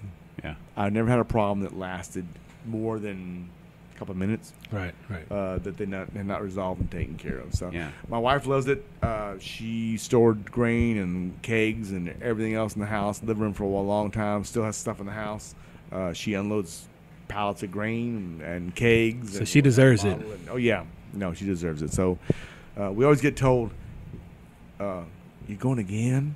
Yeah. Your wife dragging you? Yeah. No, we're okay. And my daughter goes, "You're taking your daughter. She's gonna be not happy. If I don't take my daughter to Disney World with us, she will hunt us down and kill us." Yeah. So it's been a family thing. It's a family thing. We enjoy it. It's fun. We just enjoy the environment, place, and things. I love Epcot. Drink around the world. Yeah. Taste all the beers. I was going to say they've made it a lot. I've gone twice, and I Okay. was in my teens when I went both times. So like a 13-year-old. So you haven't been with your current family? No, I haven't. No. Well, we're looking at establishing a Brigadoon Brewery drink around the world trip really? at Epcot. Yeah. I think we can get enough people to go with us. That'd be cool. Let me know. Yeah. Yeah. Especially if it's like, in the next year. I'm thinking within the next We get bought. Next what? next year. What now? Get bought? Well, there's something about a thing in a place I work that may or may not get bought out by a certain company called Disney. Okay. All right. I don't know. Who knows? Who knows? Yeah, no, we're looking at Drink Around the World's got this little package program you can do, and they can make lanyards and everything. Yeah. I've been doing Drinking Around the World since I started going. Mm-hmm. It was a real thing. No one told me it was a real thing. I had kids that were, 4, 5, 6, 7, and they wanted to do these little color face masks every country we went to. So while they're doing that, I'd get a beer. Then I found out it's a real thing, Drinking Around the World. Yeah. I went, really? I've been doing it anyway. We're in a country for 30, 40 minutes. I'll get a beer. Yeah. Yeah, when I went to Epcot, it was, I'm trying to think, I was 13, so that would have been... Last year. Yeah, last year. About 25 years ago. So a quarter century, right? Yeah. 25 years more quarter century. 38, so that's it's close enough. And it wasn't... Epcot, I didn't really enjoy Epcot because it was like... they were kind of in a tween time. They've improved a lot lately. Yeah, I was going to say and it's getting better. Like the video game, they had. Ooh, look at all the video games we had. So they had I remember the Sega Genesis controller, Sega Genesis 16-bit system with another box on top that they kind of rigged to be able to play a bunch of different games. It was kind of a tweener time. They were like, let me know when you're done, Epcot. Yeah. And then the next time I went back with the high school with the band, we marched in the parade, and I got sick on Epcot Day. Shut up. You can't play the French horn. I will not. I can. So can I. You don't want to hear it. You will hear it. I play bagpipes. I play guitar. I play piano. And I play can all try that. French horn. Yeah. It's going to sound like a Frenchman stuck on a horn, but I can play any musical instrument in the world. Yeah. So you went with that? Okay, go ahead. Anyway, and so I got food poisoning the day before at the Magic Kingdom before we went to Epcot, so I skipped to Epcot the next day because that was my impression before a quarter century ago. yeah. But I would love to It's changed. Yes, I'd love to. You need to go with me. Yeah. Seriously, y'all are. Every time I look on Facebook, it's like y'all are. Yeah, we it's are. like, We live there. And the last few times we've gone, I always end up giving classes. I'll be in line for beer, and somebody asks a question. And last time we were in Norway, and the guy asked us a question about the beer's dark. I thought, I started answering the question about the beer, and the girl's going. She works in Norway. She's kind of going cross-eyed. She goes, yeah. That's right. It's in the book. So it's good. She had no idea. No, sometimes they don't. Sometimes they're great. It's about 7 years ago. We were sitting at a German village in Epcot, and I'm standing in line, and I said, "I'll take the automata." And the guy goes, "We're out. We're changing the cake right now. It'll be a while." I said, "I'll wait." And there's another guy next to me. Goes, "You want to wait for that beer? It's not that great. You don't just get to the best. Go around me, please. I will wait for the automata." He goes, "I'll take blah blah blah." It's great. So I'm sitting there, and the guy goes, puts about a half glass automata in front of me. He goes, "Try that." I said, "I want a full." He goes, "I know. Just try it. Everything the keg out." That's okay. That's good. That's excellent. And the guy who was next to me still bitching about why I shouldn't wait. Is still standing next to me, wait for his beers. And I drank that. It's great. It's good. And then 2 pints appear in front of me. The guy goes, "We pulled off too much. This is yours. Have a good day, sir. Dankeschön." I said, "Bitteschön." I put a little tip in the jar and everything. The guy goes, "Wait a minute. What are you doing there?" I said, "Well, this is the 2 beers you don't need to wait for." Smiled and walked away. Walked away with 2 happily, beers, yeah. 3 beers. So I went to my wife. She goes, "I don't want to know." She's not gonna drink one of them. So I didn't pay for either of them. She said, "I don't doubt that a bit. I just don't want to know." They're both mine. Exactly. Yeah, and we're looking at schedule a Disney World trip for Epcot for Drink Around the World Brigadoon. I think it'd be a blast because my problem is nobody wants to drink around the world with me. Yeah. We went last time with my son and soon-to-be daughter-in-law, and she kind of scuffed him off us play because I'll ruin him probably. But I drink around the world by myself. My wife and daughter will drink. You need a partner. I need a partner. Yeah. Partners. Yes. So I think a group would be fantastic to go with. No, it would be. I've never been. Oh, really? I've never been. You've never been to Disney World? Either one Period. of them. Oh, Well, period. Disney World, which is Magic Kingdom. I don't care. I don't care where I would go. Epcot and then MGM and then Wild Kingdom, Animal Kingdom. All of their benefits. Water parks too, right? We've never done the water parks really. What's the one with the snow? Yeah, Blizzard Beach. Blizzard Beach. That was actually pretty fun. We have never Beach. done. We're not big water park people. I was gonna say until I was 17 or 30. It was one of those 2 trips, and then you think about what a water park actually is. Like we took our kids to Giant people. Exactly. We took our kids to SeaWorld like 2 years ago. You can slide down pee. You can lay in SeaWorld, You can stand and pee. The wave pool. You're like the lines to the bathrooms are super short. Nobody ever goes. Wonder why. And Yeah. you look at the wave pool and you're like, this is really warm. Weird. And then it's you're like, Huh. "Ooh, Yeah. That's just the big urinal. And the lazy river. Lazy river pee. Yeah, that's where you go to let it go. That's gross. Yeah, I've never dude, done water that. parks are I've never fine. done that. You've ever been to a water park? No, I've never You have to. meonated in the pool. You have to. No, I haven't. In a water park? No, I've it's not. kind of like your duty. No, I've not. Not duty, I'm saying We have fee. found a single person that does not. I've urinate not. in a water I've park. I've not. Really? I can honestly say that. How many water parks have you been to? Zero. The Water World, the Splash Towns. Water World. I did New the Braunfels. I did the security and safety for Water World. Yeah. I worked security at Splash Town. Did you really? I did. Yeah. I did. I worked for a company called NASCO when I was in college, and we did the National Aquatic Safety Company. We did the security and safety layout and The aquatic stuff. Yeah, all the rest no, of the stuff. I didn't participate in any of that stuff. I was just It's almost like y'all are related. yeah. I'm a, Yeah, his mother's a different mother than mine. Other than that. My dads are probably both the same asshole, but thanks. But Take a I've DNA test never. again. I mean, when you're in a lazy river, I've never- It's in the name. I get it, but that's not lazy to let your bowels No, go. it's very lazy, actually. Well, I've it's never. it's I honestly inappropriate, never sir. done that. I have always gotten out and gone to the bathroom. So you have to? No, you're lying. Always. You're lying. Last Okay, time- Why would I lie? I'm a I was brewer. going to say, Josh, you. when Have I you- was a teenager, yeah, of course, you let it go. I don't go to water parks anymore because people go to the bathroom. That's another thing. Because you ruined it for yourself. I don't really go. No, I worked aquatics too long. I cannot go to a water park or a water environment and feel. I can't relax. It's just a So lot so of you haven't. bodies. You've never urinated in a water Oh, park. sure I have. Okay, that's what. I'm not a liar. But let's be honest, I'm not a liar even if either. You don't let a single drop. I just can't relax. Exactly. If No, there's I not- can't. if there's I'm not gonna a go stand in single that short drop of line. pee that I'm gonna go comes stand in out that short of your- line. Of yourself. There's a lot of undercarriages in that pool. That's a lot of people submerged in that water. There's a word for you, undercarriages and pools. Yes, Let's there's- look that up. There's not Visual there's not, representation there's of not that. an amount of chlorine to kill all the critters. Oh, sure there is. I don't. But No, not that I- will leave your skin on your body. Well, You I will will be tell you the amount of corroded. chlorine and algaecide in those pools will kill anything. Maybe. No, I know. Trust it won't. me. It won't kill the factor. No, Once you well, thought about that, mentally, you're like, yeah. That's not You my get past problem. that. I worked too long as a lifeguard in safety, and I just can't relax. I'm always going.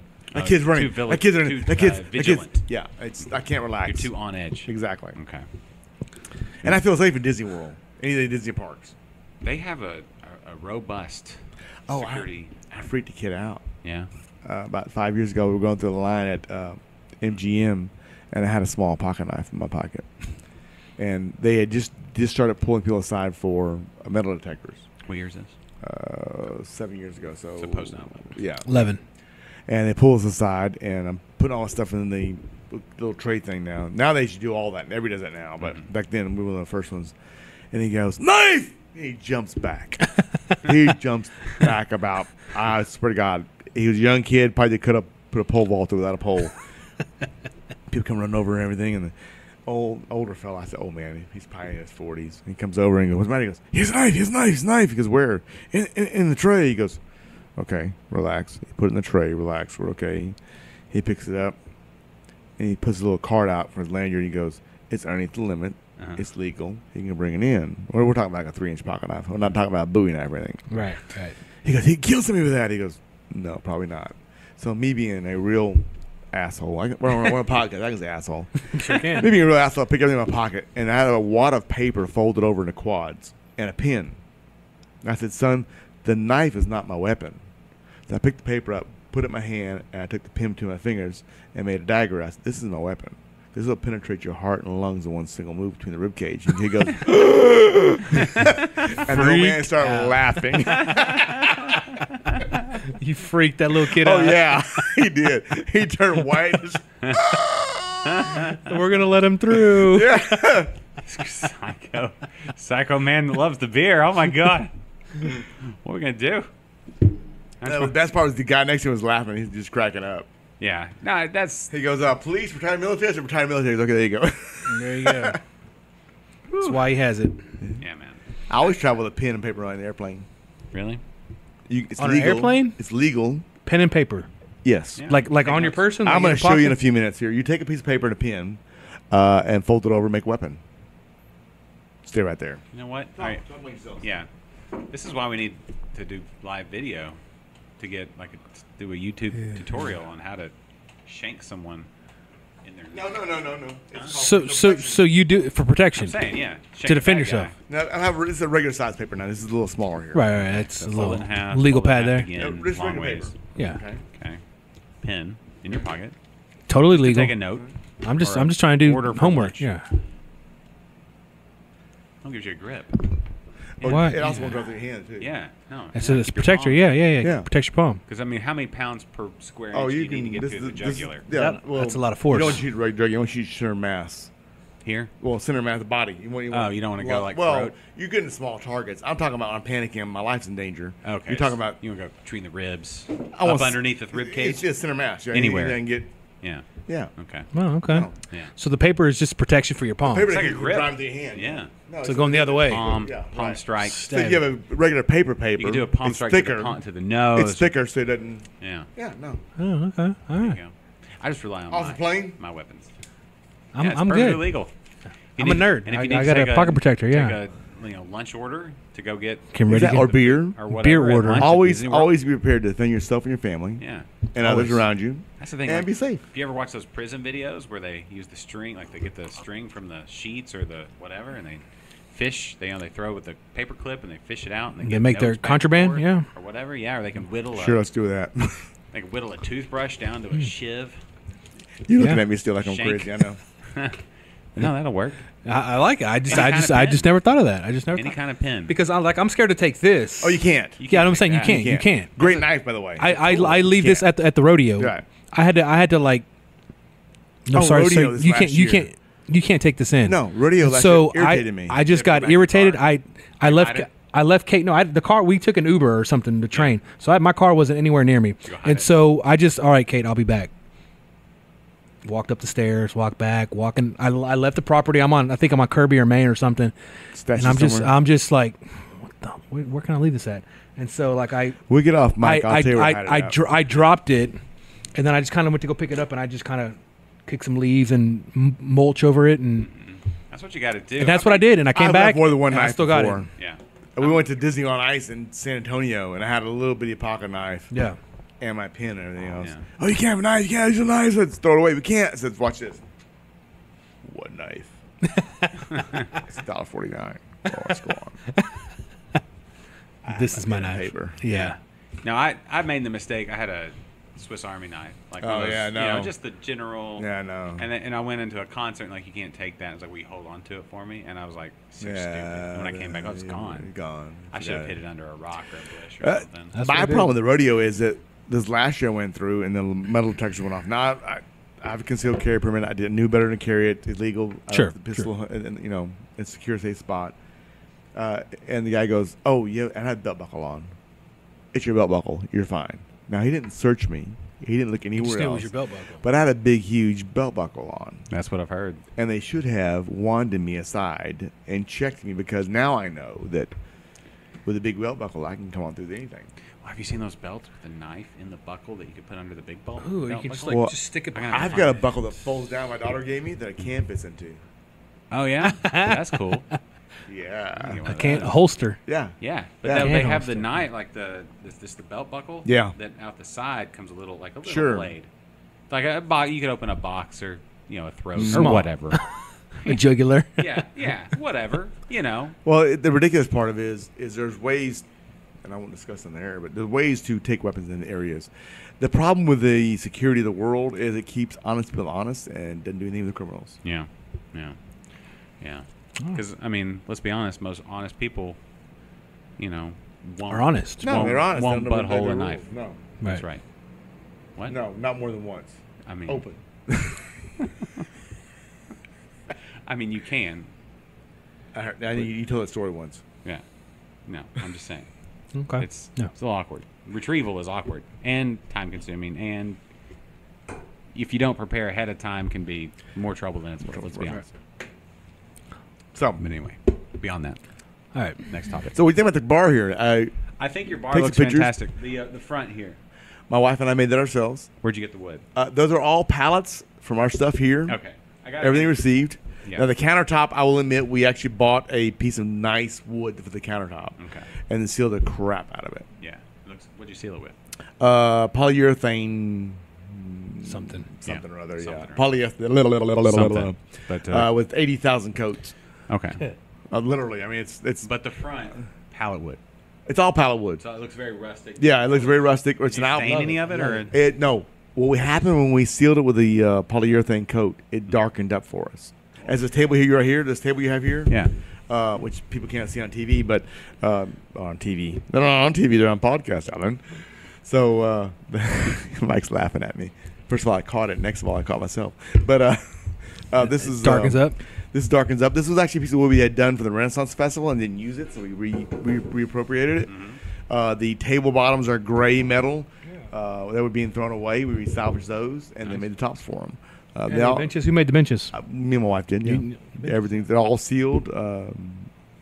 Sturdy. Very sturdy. Very, very, very sturdy. We went. Go ahead. No, you go ahead, Mike. I was say I was in San Antonio this weekend, and we went to the Alamo Beer. I remember that. Oh, yeah, Company? Good. Yeah.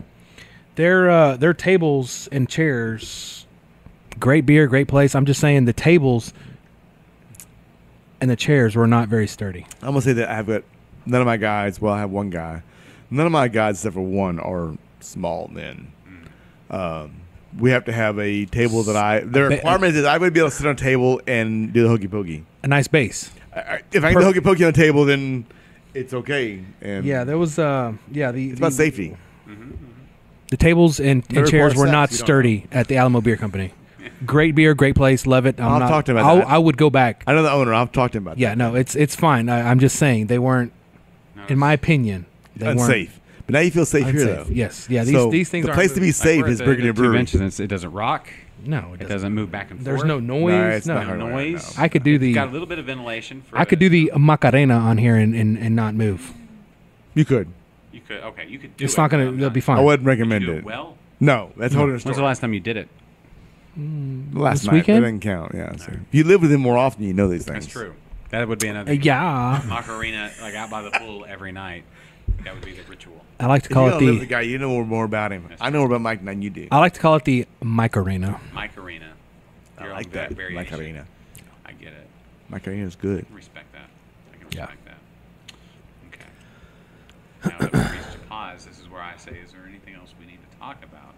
That's Mike. Your dance skills. Mike's looking like my dance skills. They're okay. They're Off the table, Mike. they're Get down, A point, Mike. not on point, but they're A point. Okay. Point of contention? Like, do you work No, they're daily? no, I don't. You probably should.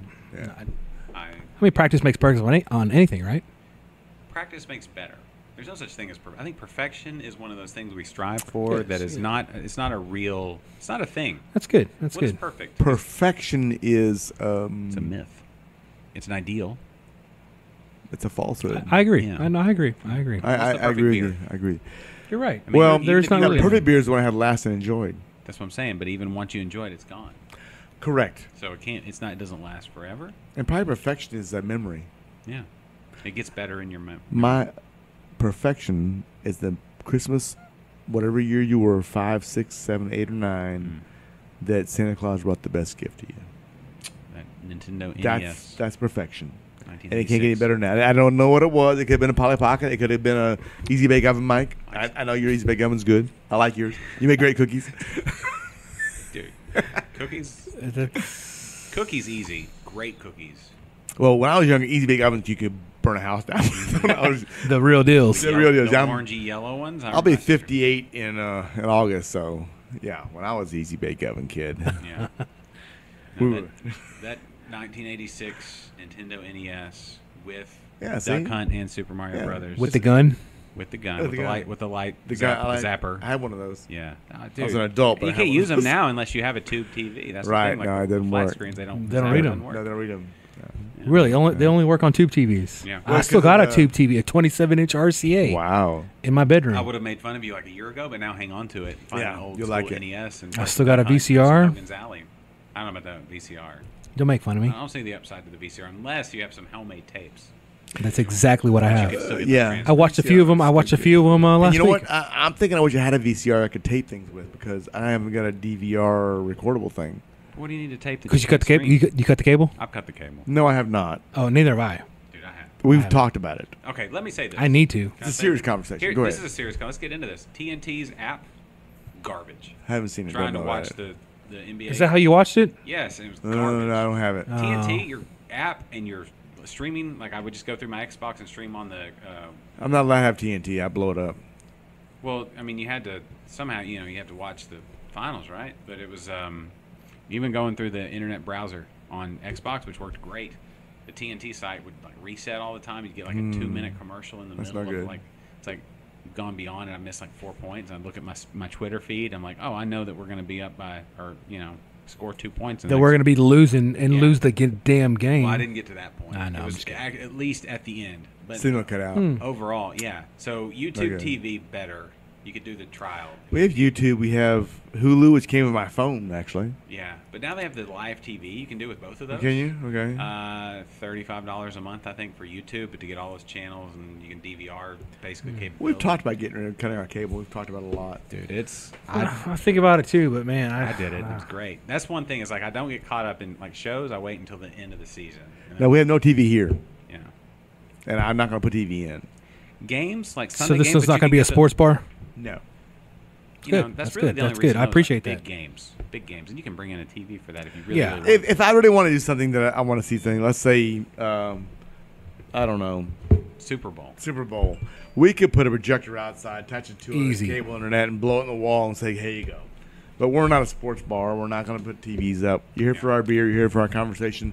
We'll have some games in the back behind me in the wall and play those games. I mean, how many times have we looked at our phones since we've been doing this? A number of times, right? I mean, we're sitting here having a great Well, conversation. in my defense, I've got another job. I'm trying to make sure that no one's contacting me. Well, I just saw some YouTube video was posted by somebody I follow, and you've getting Phone calls. fire You're exactly Pages, right. yeah. pages and stuff. And He's a that's volunteer the fire. problem we have. We tend to be too connected sometimes. Yeah, you just gotta let go. It's great being like. That's one thing I like about the Renaissance Festival. I can legally not listen to my phone because if I pull that, I'm in trouble. There's no one. So- Oh, really? But Yeah, there's decent reception. At least the last few years, I think it's gotten Well, better. we've got Brigadoon Brewery's got their own access to the Okay. internet. 'Cause I streamed once, and people were like, "Whoa!" Because the You streamed for our place before. Yes. we have Wi-Fi there. Renfest, Yeah, you were there before. best people watching on the whole planet. Yeah. Let's be honest. You go to Brigadoon, get a couple of beers, and you just watch the Yeah, people. just come sit in front of us, watch some people come That's out, all get a beer, and come back down. The Come back in. joust is cool. Go watch it once or twice. Yep, There's yep. Go ride the elephant with your kids Sure. sometime. Maybe even the Jacob's llama. Ladder. What? Yes. Yes, if you wanna- Jacob's Ladder. Jacob's Go Ladder. walk through Yeah. the garden, but go sit down. There's some shows. There's some decent Yeah. shows. You know what? There's some awesome food out there too. The King's yeah. Feast. I've been to the King's King's Feast. is That's good. that's last 2 years I've 2 been. years again. This year, the Queen's Pantry has done a Black Plague cake. Like what? Like a What? chocolate cake or something. Yeah, it's got Black Plague in it. We gave them about 12 gallons of Black Plague last Yeah. year, and they brought us back a piece of cake that was like 9 by 9. Oh my God! Super moist. Well and worth it. rich. Well worth the expense of 12 gallons of Black Plague. Dude, there's some fun stuff going on at the RenFest. Some stuff you don't want your phone with you because you don't want that documented. Well, sure, I don't know about that. I'm just saying. They're going to do more and more things with phone. This year, I'm liberty. Yes, I can say this. The king will be allowed this. Yeah. This year, you'll be able to use your charge cards at all the food booths. Nice. Which is a big benefit. Brigadoon, we've always had that for the last 7 years. Oh, but we use charge cards. This year, every food vendor, you can use your charge card at. Okay. Or debit card. Because we always go to the ATM and it's like a couple $2 charge. Right. So that we're eliminating that problem. You can do that. We've always had it at our place, but now the rest of the food vendors have that also. So you can do that. What's your favorite? Like I love the euro, like in the Greek section with the euro. Alex Alex didn't do a great job. The guy that owns that area over there is fantastic. Yeah. I saw him at the Houston Rodeo. We were walking by, and he had a booth out there. I said, "Linda, come here. Where are we going?" I said, "Come here." She goes, "What are you doing?" I said, "Come here." I knocked him back of the window. I said, "Hey." And I won't say what I said, but he turned around and she goes, "You getting a fight?" I said, "No, I'm not." We knew the guy. "Oh, we know him." Yeah, we know him. Great Greek food over there. Belly dancers. I don't get to go over there enough to see them. They're talented. They are, I am told. Yeah. Actually, I saw them about a year before last. I went over there. They had a keg of our beer on tap over there, and I went over to deliver the keg, and I would be rude not to look around a little bit. Yeah. Well, that's what they're there for. Yeah, it's exactly. They want you to look at that. Yeah, they have great belly dancers over skills. there. And this year at Renaissance, this is our 10th year there. We're going to do a doppelbock. And we're looking. I think it's the third weekend affair. I gotta look it up on the phone. Sometime. Is it starting earlier this year, or it starts in last week of September. Okay. But last week of September. Last week of September. Yeah. They had 9 weekends now. What we're gonna do though is that our original opening date. I can't think what it is. It's in October, I think. Right. I think it's the second or third weekend. We're going to have a 10th anniversary party out there. Invite everybody that worked for us back. Do you know the weekend for that? I got to look it up. I got okay. Let me know. We're going to make time. We're going to invite people who've done podcasts there out to do. You're going to do a live broadcast out there. You want to? Yeah. We're going to do a big deal out there. Okay. We've the last 2 years we've gone, we've done the King's Feast. King's Feast is awesome. I have a whole blast. It's good. We both years. Did you ever camp out there? Both years I've called up on stage, and it's we had a friend it's fun. That plays drums. It's very for fun. The escape artist. What was his name? He's like he has the straight jacket. He's like a pirate, but he like dislocates both his shoulders. I don't know him. Oh, he's amazing. Dislocates both. In all defense of myself, I don't get out a lot. No, you're busy. That's the thing. You're running a business. You're right. There's everybody out there doing so many cool things at the RenFest. And RenFest, if you want to sponsor this podcast when the month before RenFest, you should. I love the RenFest. We've done it before. We'll do it again this year. Okay. We'll let me know. Josh, when we go, we need to set something up so we both can go at the same time. Do a broadcast out there, dude. Yeah, come twice. We need to get Catherine out here, do a live liquid. Yeah, they would. It's so much fun. From San Antonio, hook you up to visit and have people bring people in to talk to you on the podcast. Dude, I would love to camp out there too. No, I've never camped. The camping. Never camped. I've never camped either. But what I hear, you gotta watch yourself. Take some time off. Okay, yeah. Well, and what else? I don't camp. Yeah, just be prepared. prepared. I have a bedroom. Yes. Bedroom where? When I was younger. My gosh, we got. You need to come see us behind the front of the brewery. Yeah. We've got the back half brew house, and above that we've got a cruise quarters. Yeah. So all my guys have a place to stay at night. AC. Right there on site. AC heat, flush commode above. Yeah, all my guys taken care of. People come by and say, Alan, come to our campsite. It's about a mile out in the campground. A mile. You get a beer, and we'll give you a hot dog, and you get a beer. I said, stop. I've got 16 taps plus beers and backs. Mama's got food inside waiting for me to eat. AC, flush commode, heat, a bed upstairs. Why do I want to walk a mile and a half to your campsite and a mile and a half back? And they always go, can I stay here? No, you cannot. Go away. But it really, because when you walk into the RenFest, you go left. Yes, always go left. Yes, go left. And Brigadoon's by the first bathroom, conveniently next to the women's bathroom. Yes. Convenient. Exactly where you're at. Yeah. But some folks don't. I see people say, "There's a brewery out there." How long you been there? 10 years. Yeah, it's crazy that more people don't know. No, it's 47 square feet. Yeah, you need one of those town criers to just run around and be like, beer over there. That's what you need. Great beer. Yeah. Great beer. Yeah. We have our beer. Plus, we want to continue. we have since day one promoted to other Texas craft breweries, and we want to continue that. So are there any other craft, like you said? It's the school, Mike. Well, I know the school's out there, but are there? Did you just say you're trying to get other craft breweries out there? No, we have since day one. We opened up. We have always promoted other craft brewers in Texas. Of course, and Dave from Southern Star, Billy's Fritz Brewing Rohr is out there. Rohr's Brewing been comes out out there. there. Everybody they come through there, and I don't know who's going to show up on any given weekend. People just show up sometimes. But we have always done a Texas class on Saturday and Sunday, and we've had another brewery out, and they do a class with me on their beers, not my beer. Yeah. So I don't know who they are. We haven't done the fall list yet, but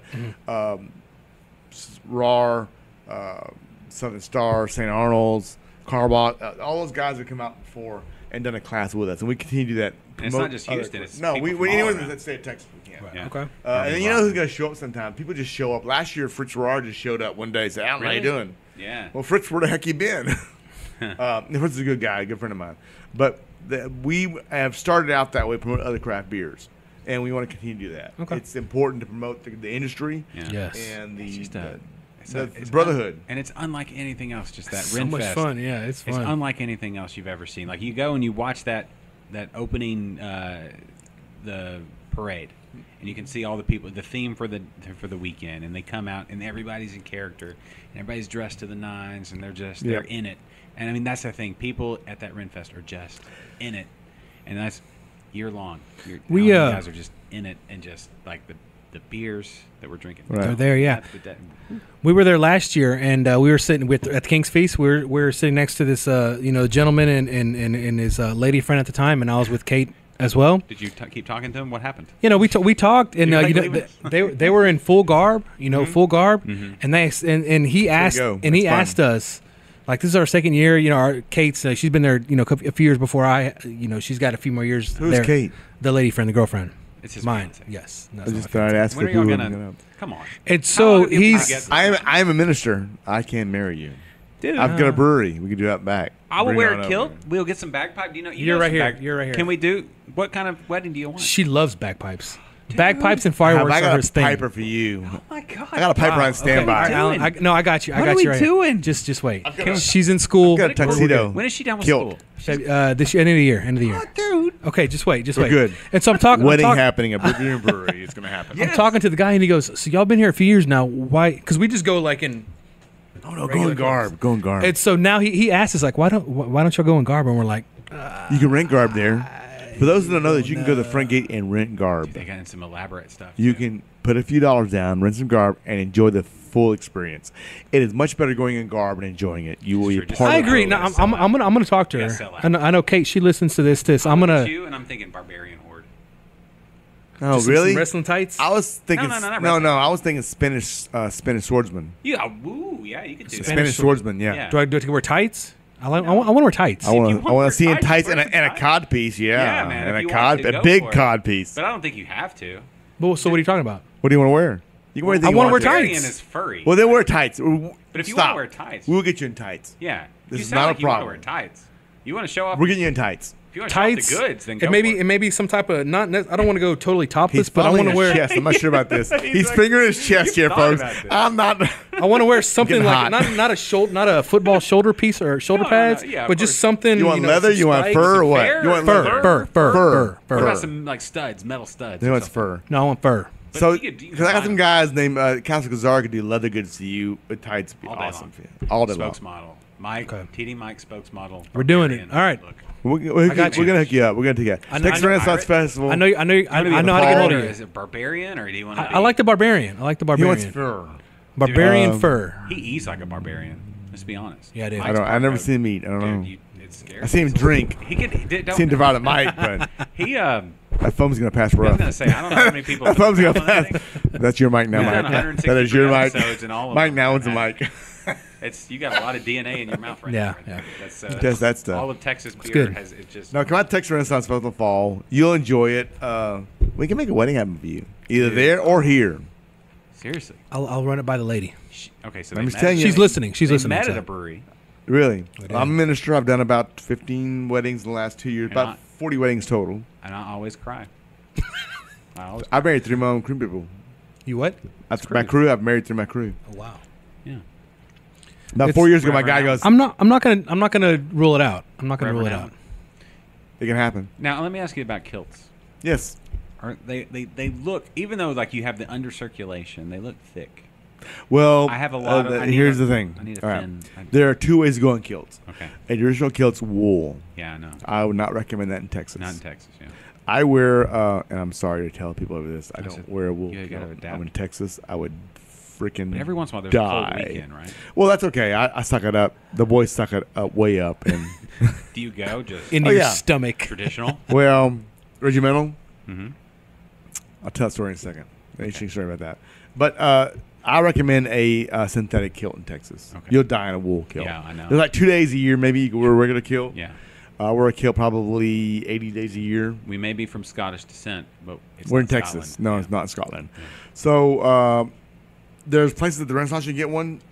Sportskill.com. Sportskilt.com for like Highlander games. Is that what that's? Well, they have kilts, and it's a blatant plug for them. They have no affiliation. Although you can send me a free. Do they do Highlander games like you can sell me a free kilt if you want to. Do they do Highlander games at the Renfest? Like Scottish Weekend? Yes, we have Scottish Weekend. Okay. Highlander games? Yeah. I feel like I could throw a pole. We do that. I feel like I'm kind of a It's called a caper. Yeah. Not a pole, lads. A caper. Sorry. Yeah. You toss a caper. I'm just saying. I feel you like toss a pole. I feel like I'm built for that. You're in trouble. I'm very don't toss any pole if they're not for public. Torso-y, strong legs, and torso. It's caper. Do they have dry fit kilts? Like Under Armour? No. Yeah, we're Under Armour, but no. Okay. No. A synthetic kilt will get you going good. I've worn now one for a long time. One is almost 12 years old. We'll still wear. You rock it. I mean, when you wear it, you rock it. You look. You do. Thank you, baby. I appreciate it. You look good. The long socks. He's got I got tassels on the socks. A sportin. The what? A sportin. Sportin? It's my pocket to put my stuff into. Oh, that's awesome. Like a fanny pack. Sort of. It's called a sportin. That's gay. A fanny pack's gay. I don't think they're. What a sportin. Sportin. Sportin. Scottish. Sportin. Fanny pack. It's a Scottish. A fanny pack's crap. Scottish fanny pack. It's not Scottish crap. You can put your cell phone in there. A sportin. It's manly. A fanny pack is so sweet. They're very practical, Alan. I don't understand. They're very practical. A sportin's great. With your charger, sportin. Your recorder. Put the what podcasting. When a man puts in a sportin, we don't care about. Okay. When he puts in a fanny pack, we do. Okay. The proceedings brought to you by fanny packs. So they're just tassels on the socks, though, right? Those are called flashes or flags. That's a. On the socks, those are to represent your clan, kilt, colors, or your orientation. So, your clan, your orientation. You don't have who you associate with. Your clan, is that your clan? Okay. So you may not have a clan. Do you have a clan? I just see. Herrera, is there a Herrera? No, probably not. No. There's a Stewart clan. There is Stewart. Yeah, what about Herrera? There is a spot in Spain called Galicia, who has a high Celtic heritage. So I have a legit one? You might. I don't know. Let me ask you. But probably not. I'm gonna throw some names. Herrera. But you can do Texas Blue Bonnet, which is a Texas kilt. Mm. You could do Black Watch, and that's a standard kilt anybody can wear. Okay. Can I throw some names at you? Sure. All right, Stewart, we know as a clan. That's a clan. Simpson? I think it's English. Simpson? I think it's English. I'm not seeing Simpson clan. It could be. I don't think so. Darby? Darby's Irish. Ireland's mainly regional clans. Sumner, regional tartans. Sumner? I think that's English. Sumner's English. Parker? English. We'll just go Stewart. That's my name. Stewart's a red. That's a well. Who? That's like the royal. Now, you also, sir, could join my clan. Because we could be matched punis? I wear the tartan from my clan, and it's the biggest, baddest clan in the world. We're the biggest, baddest, meanest clan. I wear the United States Army tartan. Ooh, yeah. Every branch of the military is a tartan color you can wear. Ooh, okay. See, then you go, lad. Join the clan. Join the U.S. Army tartan Where clan. do I sign? You already have. You get DG-14 is all you need. All right, no. Seriously. I'm thorough. I can wear 4 or 5 kilt colors because of my heritage, but I wear U.S. Army tartan. I'm proud of it. And by golly, if I'm going to battle, that's the guys I want to go battle with. Done. We'll talk off air and get taken care of. Yeah. And I gotta Stewart's find. not part of U.S. Army. I'm sorry, lad. I gotta find something for the. I wouldn't want to claim it. I mean, I honor it and I'm glad, but I gotta find something for the lady friend that she could wear to. Why do you call her lady? Why do you call Kate a lady friend? A girlfriend, same thing. Fiance? That we could compliment each other. She's a special person. Kate. Her name's Kate. She's lovely. That we could compliment each other. Part of the wedding, we can discuss that. thinking. I've required that. Just be a beer Dried tour. We'll be flowers. fine. Crown. Oh yeah, lad, you're sunk. We have it all available to you. I want her. I don't want her to come in jeans and shorts. No, she can or wear shirt. several things. I have women on standby for that. Okay. All right. I literally have my wife. That could I have give the Brad's guidance. wife. I've got Mary, who's Rustin's wife, who was a beer wench for us, works with us. I've got Alex. I don't think she want to be a wench. I'm pretty sure. No. These are my these are my women. But they're great. They're titles. But they're- Alex is a Okay. beer wench, and she's actually Cicerone. Yeah. Cicero. Yeah. Yeah, No, they're I've great. got no. That's a title. It's not a Right. But they will be willing to help her. I am not the lad you want to have dress your wife. You dress me. I'll dress you and undress your wife for you. Oh. It's a service we offer to you to make it easier on you, lad. All about you and your needs, sir. All about you and your needs. That's super stand up of you, Alan. That's super. Just the kind of guy I am. You are, man. I am. Step right in and take it for the team. That's right, I will. Above and beyond. Above and beyond. Oh man. Okay. No. You thought it was gonna be a boring day, didn't We you? do it. No, I didn't. We love the King's Feast. We love the Renaissance Festival. Okay. No. This Come on, visit the this King's could Feast. be. Do the jousting. Do the Greek Agora area. Do the Queen's Pantry. They got a new area. They're gonna do mixed drinks at the Queen's Agora. They got a tea area. You do high tea there also. I see. Pinky's out. Yeah. Do the sirloin and beef right right next to us. They've got a great beef package they do there. Phil did an awesome job there. And then you got That's my new diet. Is all beef, blueberries, and beer. and they go back down in the 3 Sherwood Bs. Forest, play some games, stop the Dragon's Inn down Get there. your kids and- face painted. We watch. We like watching the. We have our favorite jouster. Our, Which one is he? Which color? He's the black and red. We have his flag autographed. All right. The Knights always come by our place at the end of the night. Knights, yes. Yeah, they come by our place every night and get a pint. Afterwards, like late night. Well, they do. All right, when they're done, when they're closed, they're done. They come by, we get them a pint, and they go on the other way. Yeah. I'm sure they. We got pictures. Yeah, Because they work Well, hard. we It's can hot. hook you up with some pictures you want to. we have selfies of our guy, Yeah. and he's just sweating. Yeah, no. He's wet. Yeah, they're great from guys. They sweat. come by every night, Yeah. get a beer, and go on about their way. They'll spend a couple of minutes with us and talk. Yeah, blah, blah, blah, and go it's on. fun. I get rowdy and crazy for our guy. Yeah, Brigadoon after about 6 o'clock, 7 o'clock, people just disappear, but all of the maintainers start coming by and they're off work and get a beer and jousters and everything else. And we've shut the place down the last 2 years. Good. We've That's stayed what we late. What is recommend the Yeah. September? Is it Labor Day? September 29th is the last Okay, day. end of September. End of September, yes. Um, Late September, not early. Okay, I'm cheating on my map here. I'm looking at my phone. that's fine. He's gone to Gaelic. So we're Could be drunk. Memorial Day. We just passed. I Got lied. 4th of July, soonish. And then September 29th. Labor, and then it's Renfest. It's the 29th. Texas Renaissance Fest opens That's up. the first thing. Yes, it is. September 29th. Yep. Yeah. And My then we'll go birthday, through Joshtoberfest, then right into When's Joshtoberfest? September 18th is with that weekend, somewhere around the Joshtoberfest. And last is the 24th of November. Actually, Last weekend. This will be my 38th. When I get to Joshtoberfest. 40, something special is going to happen. I'm already thinking about it. Turning the words. I have underworld than you are. Yeah, I could be wearing it right now. I have several holes in it. that's fine. It's hot. Yeah. I'd hope so. Sorry. My dad used to buy underwear at the Tractor Supply store. You know what? Don't fault him for that. In certain areas, you live in a rural area. Yeah, it was, yes. Okay, so Tractor Supply and feed stores Mhm. in rural areas I of got America, Well, especially if you needed a little any bigger. whatever you needed, yeah. And I miss those days because you go in there and you tell them, "I got this. I didn't want to do this," and the old man behind the counter knew exactly what you needed, where it was. He walked back to get it for you. I go to the bigger hardware stores now, and I know what I want, but my God, they can't help me. It's not on the shelf. They don't know what I'm talking about. No. But the old place, you go to the Tractor Supply store or the feed store and tell them, "Mr. Johnson, I'm trying to fix this." You go, "Oh, come here, I know what you want. Come here. I got it right back here. seen it all. It's right here. Here you go." Yeah. And you- Now? my pants are wearing out. I don't. Come on back, some. It's a Fruit of the Looms here, right here. There you go. Fruit of the Limbs. Right. We'll take care of that right Maybe now. Herman And by the will way, use them as a get you a cup of coffee right there for free. It's a popcorn too while you're here too. Popcorn, yes, the best popcorn. Oh yeah, free. Yeah. And you could weigh yourself on the scale. There's a place in LaPorte called Fisher's, and I get anything back from them. They have got popcorn and coffee, and it's an old style hardware place. Mm-hmm. And it's in LaPorte, and they just have that old style feeling to them. Yeah. I go in there, just buy something, and just get popcorn. Yeah, Hell free yeah. popcorn. That's where The old movie popcorn. They'll Yep. pop, pop, pop, pop. Yeah. Trying to- You can have it at your wedding if you want. We'll talk. What popcorn you We'll can talk. We'll talk. Y'all talked about marriage, right? No, I said we'll talk. Oh, We're not getting married. No. No. I'm talking about you and Kate. It's the conversation's come up before, right? Even if This thing has, the wedding ring. That's a wedding ring. That's the $85 million ring. but for the girl.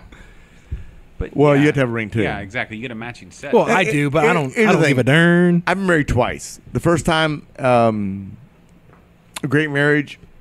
I joined the Rangers. We got a divorce. Sure. It was Rangers takes a lot of Both time. our faults. Yeah, sure. Both our faults. And I would tell you up front that I changed. I really did. Second wife, got it right. So I'm here to help you. As a marriage counselor, as a minister, as a brewer. I've been married. I'm here to help you. I've been married once. I can tell you this. It's expensive to get a divorce. Don't do it. No, I'd never. No, exactly. No. But you could go platinum, but you could go white gold. Platinum was 1,000. I like. You don't even want to. And can you tell the difference? I just need to buff it up. It's just the color. I like the silver coloring. Yeah. Go white gold. Silver coloring. My ring here, it's got the little diamond chips in it. I always want a regular band. My wife said, no, you need some diamond chips in it. I said, whatever you want, honey, you buy it. Yeah. I used to take it off when I go lift. Now I just go lift. No, I'm just kidding. Here's a strange story for you. My wife's ring, I paid for by putting cameras in it at the Texas Renaissance Festival for Nichols Games. You what? My wife's ring, I paid for with putting in cameras at the Texas Renaissance Festival for Nichols Games. Nichols. What kind of cameras? For games. Video cameras. Okay. The gentleman who owned Nichols Games, Jerry Nichols, passed away now. Awesome guy. I worked for him for a couple of years, and he taught me the circuit. So I got involved in Renaissance, working as far as that, and then I went, hey, I could do this myself. I can own my own booth. Him and Bill Sneed, who owns the camels and the elephant rides back there. Yeah. We've ridden those. Yeah, I worked for them for a while. Those elephants, man. You sit on an elephant. Yeah, awesome elephants. Yeah, awesome like, camels back there. I recommend you go right. Bill's a great guy back there. They have the elephant is humbling. It's like if they decided like they didn't want you on there, what are you going to do? I'm the only guy in Texas, the brewery, that drives by a sign that says "Caution Elephant Crossing." Dude, seriously, you do need to caution. I do. Because an elephant will fuck you up. Yeah, it will. If they want to. Will. If they decide to. Actually, elephants are, of all the animals there at the Renaissance that I've dealt with camels, alpacas, llamas. Yeah. Camels are, I don't like camels. And elephants. Elephants are probably the smartest animal I've ever had to deal with and work with. Yeah. They're smart. Elephants are smart. They're awesome. I do good with animals. Animals love me, but they're smart. They're big animals, but they're gentle, actually. Dude, they're so big. And people get upset about the Renaissance Festival animals. Those animals are well cared for. Yeah, they are. Peter was at the last year protesting. Is like, really? Last year they were? Yeah. If you leave an elephant in Africa or Asia, what's going to happen to it? It's going to get eaten by a tiger or shot by a poacher. I don't know about that. Just die of. Sure, why not? But not here. Not here. No. It gets. Carry gets a couple petted, light soothed, yes, fed. people love Well, the washed, animals clean. in the Renaissance Festival are well cared for. I can testify to that because I've worked with them. They're well cared for. They're not beaten or abused. No. They're really nice animals. I just don't like camels. They spit. Camels spit. Yeah. One hop and two hop. And that's just any camel I've ever met in my life. Yeah. I've not been in a game. I don't still like camels. Yeah. But the elephants, the llamas can spit too, but they never have to spit on me. But they're well cared for. Bill does a good job with those guys out there. And what a ride to take on a camel. Yeah. Get you a couple Brigadoon Brewery Black Plagues, head back to one each hand, head back there, ride the camel, ride the elephant. Like this. Exactly. And then come on back. Sperm? I would Can you sperm. Sperm. Don't sperm. They have a Spur. Spur. What'd I say? Sperm. Yeah, dude. You said sperm. I mean, it's exciting to be on a Hey, camel. we're in Texas, Alan. We say sperm. Yeah, we don't sperm our animals here. Sperm? That seems a little wrong. Yeah, I know. I'm saying it. That seems a little wrong. There's other people going to ride it after you, Mike. Ugh, it's hot. The prevention of It's cruelty hot. to animals Furry. here to say that we do not sperm animals Yeah. at Texas Renaissance Festival. We make Weird no hybrids. spurring or sperming going on out there at all. Weird hybrids. For the record, I said spur. Sperm. Oh, All right. it sounds like sperm. I say we wrap there. We say it We should fast. wrap. We should wrap on sperm. Yeah, Let's do it. Go. the plague got us. mostly sperm free. The plague got us. One last thing before we go. Okay. Come visit Texas Renaissance Festival for sure. But Sure. watch our Facebook page, Brigadoon Brewery, and then our www.brigadoonbrewery.com for our page up there. Sign up for our newsletter. Yeah, we got a lady taking care of that now. It's going to be good. We're going out every month, so it's now more important to sign up for that. Cool. We'll be opening in Pasadena by the end of the month for everybody else. And then VIPs, look to that invitation around the 15th, 16th. Black Plague and Bombers barrel aged. Excellent. One of the most delicious beers you'll put your lips on. Yes. That'll touch your lips. That'll just all over it. But seriously, intimate tap room. You're going to make friends here. You're going to make memories here. Come on down to Pasadena. I don't know if there's not another brewery within 15, 20 We minutes. are two things here. We are the only, we're the best and biggest brewery in Pasadena. The OGs. We are the biggest and best brewery in Grimes Pasadena's County. original. And where? Grimes County? Grimes County, the biggest and best brewery in Grimes County. Grimes, yeah, there you go. Had a guy try to tell us he was the biggest county brewery in such and such. I said, well, we are too. We're the only one.